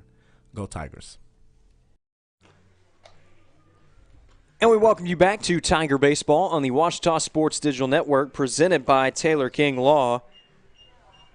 Arkansas Tech trying to rally here in the top of the 9th inning, and Dustin Bermudez, he is in line for a save right now, but he's got to face off against the heart of the order. 3, 4, and 5 due up, starting off right here with Sawyer Duddleston, and Duddleston has a chance to make history here at the dish. Similar situation to Jackson Chaney. He's got every leg of the cycle except that double.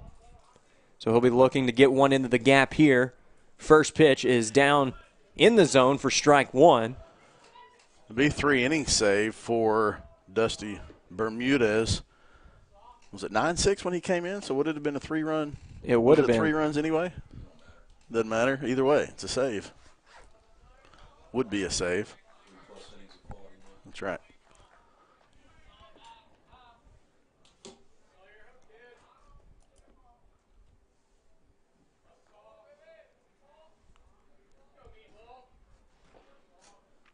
Meatball. It's his nickname. Let's go Meatball. Meatball's had a great day. The 0-2, that one just misses for ball one. Yeah, Tigers have not gotten him out yet. Duddleston with the nice diving catch in left field and into the inning with catching the pop fly. That one just misses the outside corner for ball two.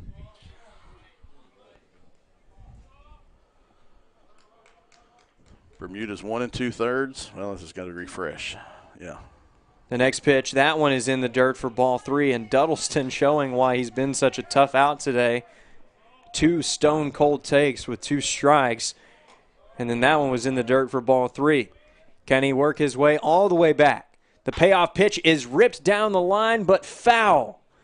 Had it been fair, probably would have seen history right there with the cycle. I think Duddleston knows it too.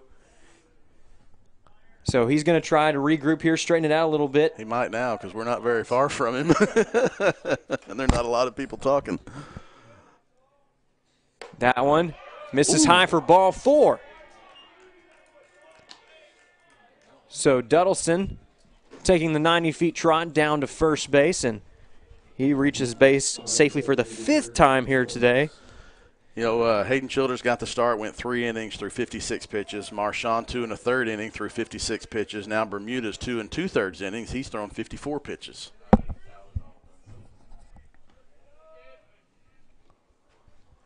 Here's the first pitch to Nick Jones.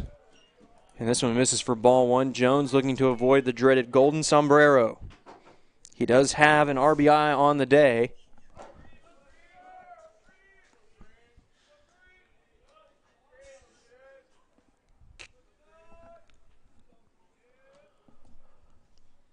The 1-0, that one just misses for ball 2.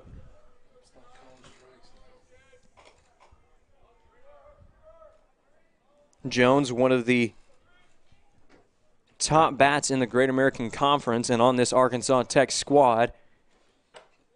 And he's up in the count here, 3-0. Yeah, that one just tailed away from Bermuda's. Started out over the middle of the plate and tailed away, and Coach Howard's going to come out.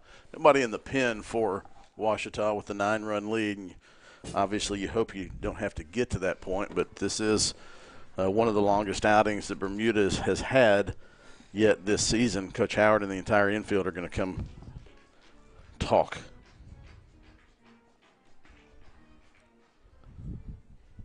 We mentioned yesterday, Chase, while you were gone, it was a big week for not only baseball. Softball salvaged Game 3 of their 3-game series. Johnny Green finished 5th in the nation and finished All-America status at the NCAA Division II Wrestling Championships in Indianapolis. I think I just said that twice, but in the Johnny Green, 5th place, and then Ouachita also had 3 members of the men's swimming and diving team in. Swimming was in Indianapolis. Wrestling was in Cedar Rapids. Is that right, Brian? Cedar Rapids.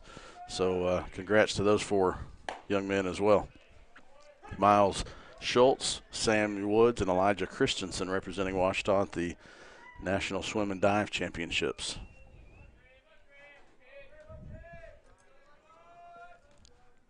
The 3-1 pitch, runner in motion. That one misses high for ball 4 anyways. So Jones works his way on base, and the Wonder Boys have some life here with 2 runners on, nobody out here in the top of the 9th. Yeah, you just want to get that first out. You know, the first out is the biggest, and then you can go from there. But get the first out, start breathing a little bit, and then try to close out the game.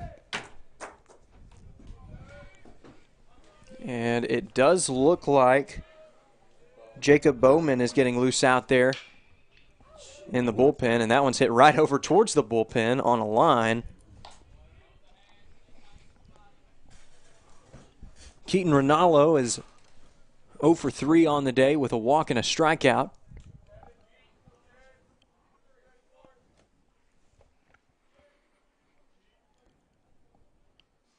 That one is swung on and missed for a strike.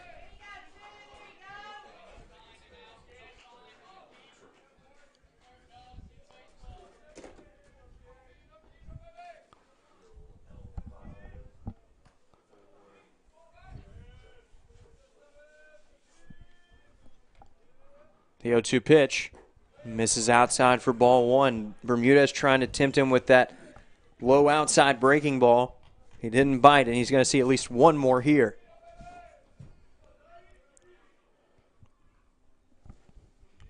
Bermudez with a pitch count now north of 60.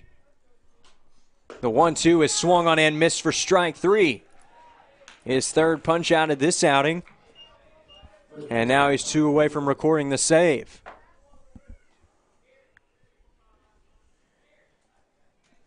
So Ty Gordon returning to the plate after walking in his first plate appearance. He was one of 2 pinch hitters in that progression as Omar Jackson also took over in center field and was pinch hitting for Brandon Bunton. First pitch here, that one is perfect right on the outside corner for strike 1.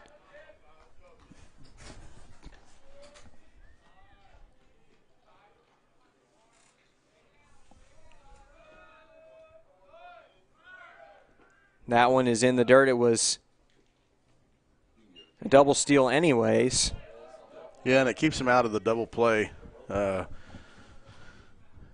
Runners at second and third instead of first and second keeps Arkansas Tech out of the double play, and now 2 RBI opportunities for Gordon. That one is swung on and missed for strike 2. Gordon fooled by the breaking ball down and in.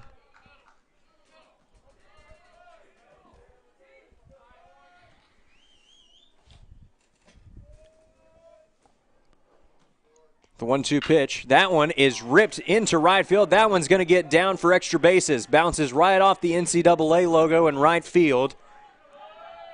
And Gordon's going to be in there with a stand-up double, and Arkansas Tech still got a long way to go, but they cut into the deficit by 2. It's now 15-8.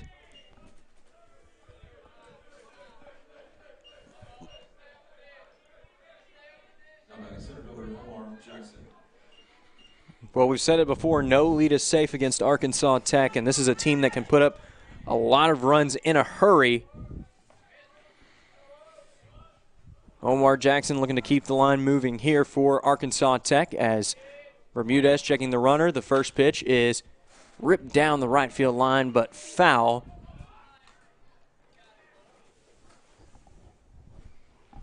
Bowman is getting ready as if he's going to come in the game. You wonder if, Bermudez gets this out, he gets the next batter. If he doesn't get this out, see if Coach Howard keeps him out there for another. The second pitch to Jackson. That one is swung on and missed for strike 2.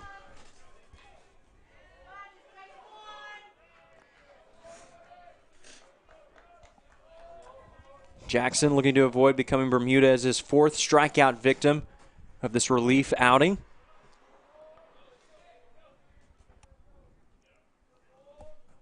The 0-2 pitch is popped right into the backstop. I was ready, Chase. It was right here. That one might have carried a bit too far north for us, but we were ready just in case.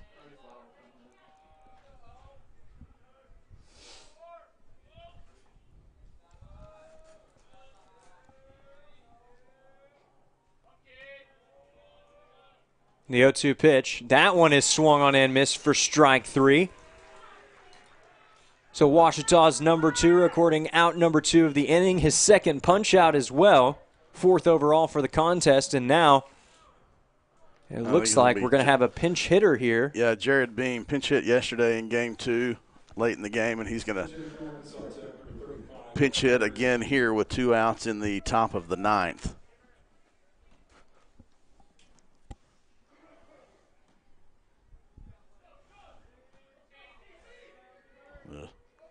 Another one on deck. I don't have that jersey, 23 jersey number. That's still Brady Prince. Yep.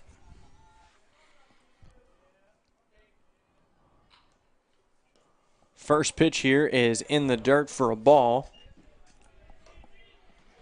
Well, if Bermudez can hang on here, you got to think that save situation is going to help his case for GAC Player of the Week, although that might contribute more to Pitcher of the Week in that category. His hitting speaks for itself, though. 8 RBIs in the last 2 games, 5 yesterday and 3 here today.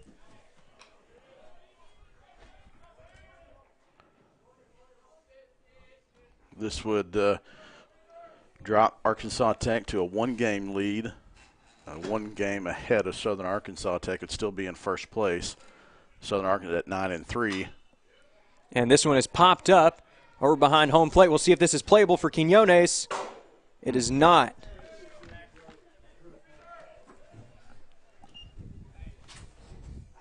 Lands right in front of us here on the home stands. Ouachita would improve to 7-5 and would be in a 4-way tie for 3rd with Harding, Oklahoma Baptist, and Henderson State. And it's worth noting that all of those teams are still on the list for Ouachita going in to the remaining series of GAC play. The 2-1. Thought about going after it, appeal down to first. He held up in time, ball 3. Still not a lot of separation between 3rd and 10th. Only 2 games right now. 7-5 in 3rd place, 5-7 in 10th.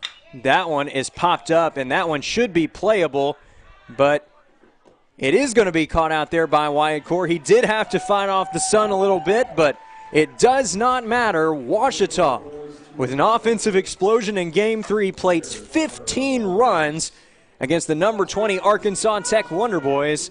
Good night, Arkadelphia. Tigers win.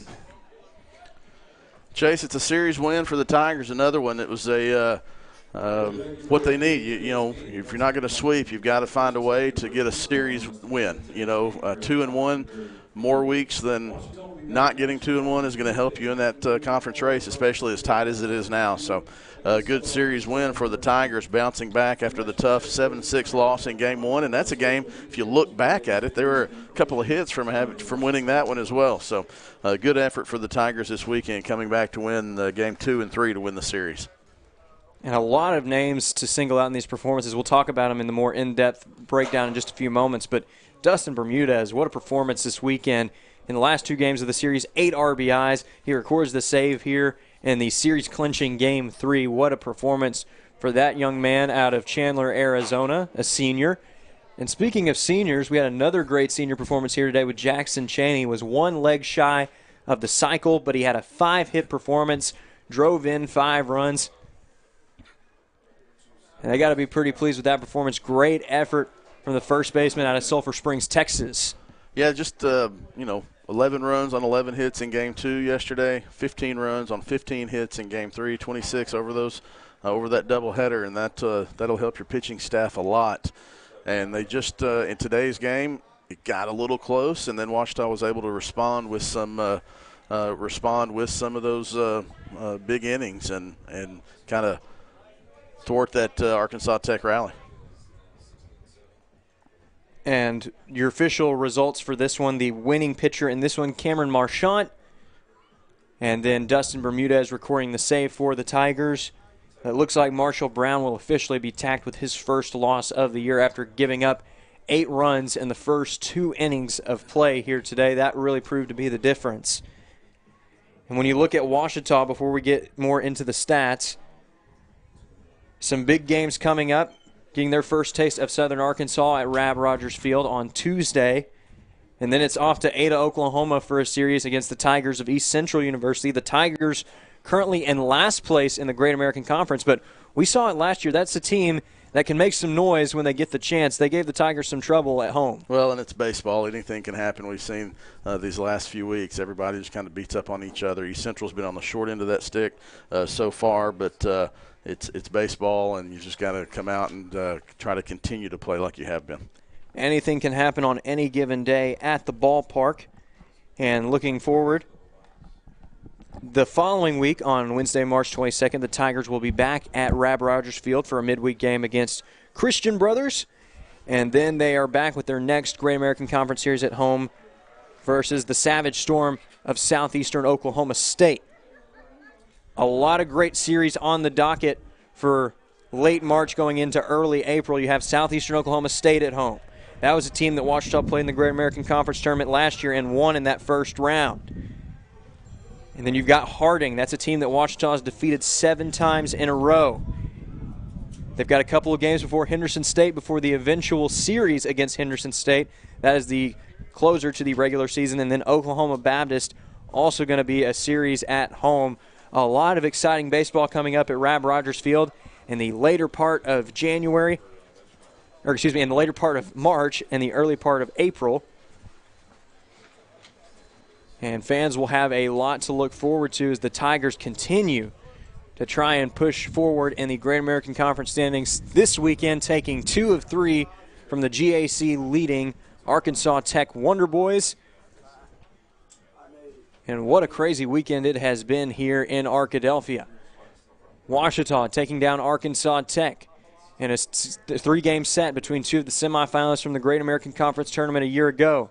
The other 2 semifinalists, Henderson State and Southern Arkansas, who were the finalists in that tournament, they played each other. Henderson State upsetting the Mule Riders 2-1.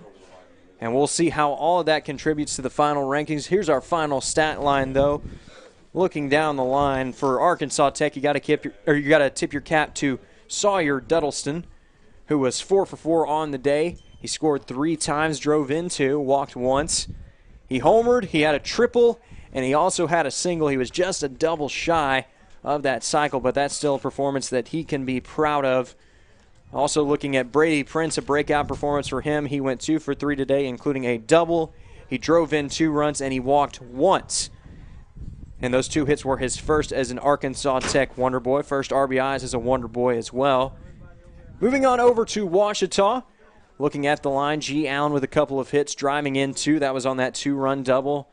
Back in the 7th inning of play, Michael Quinones, another solid performance here today, driving in a run. Jackson Chaney was another standout player for Ouachita.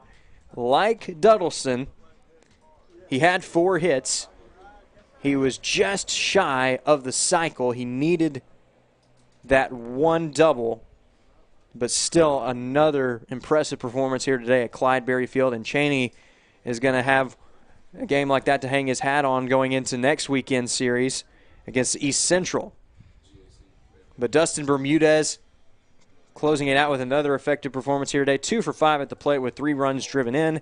He also recorded the save on the mound for the Tigers. And Kieran Terrio continuing to play impressive baseball at second base, going 2 for 4 with 2 runs driven in. Again, your winning pitcher in this one, Cameron Marchant. He now has 1 win on the year to go along with 1 loss. And it looks like Brown will be charged with the loss for Arkansas Tech, his first of the year. And Dustin Bermudez saved number 3 on the season, and he will look to continue to build on those numbers as we move forward.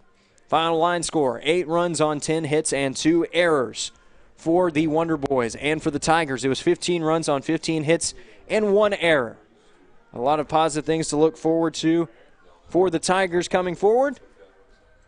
And they're going to have a great series win to build off as they go on into a tougher stretch of the Great American Conference schedule. Still a lot of great opponents out there on the list. And it should be a lot of quality baseball in what is shaping up to be an exciting Great American Conference race going into the postseason. But until next time, that is going to wrap up Tiger Baseball here on the Ouachita Sports Digital Network, presented by Taylor King Law. On behalf of everyone who helped out with this series this weekend at OSDN, this is Chase Hartzell signing off. Have a great afternoon, and go Tigers!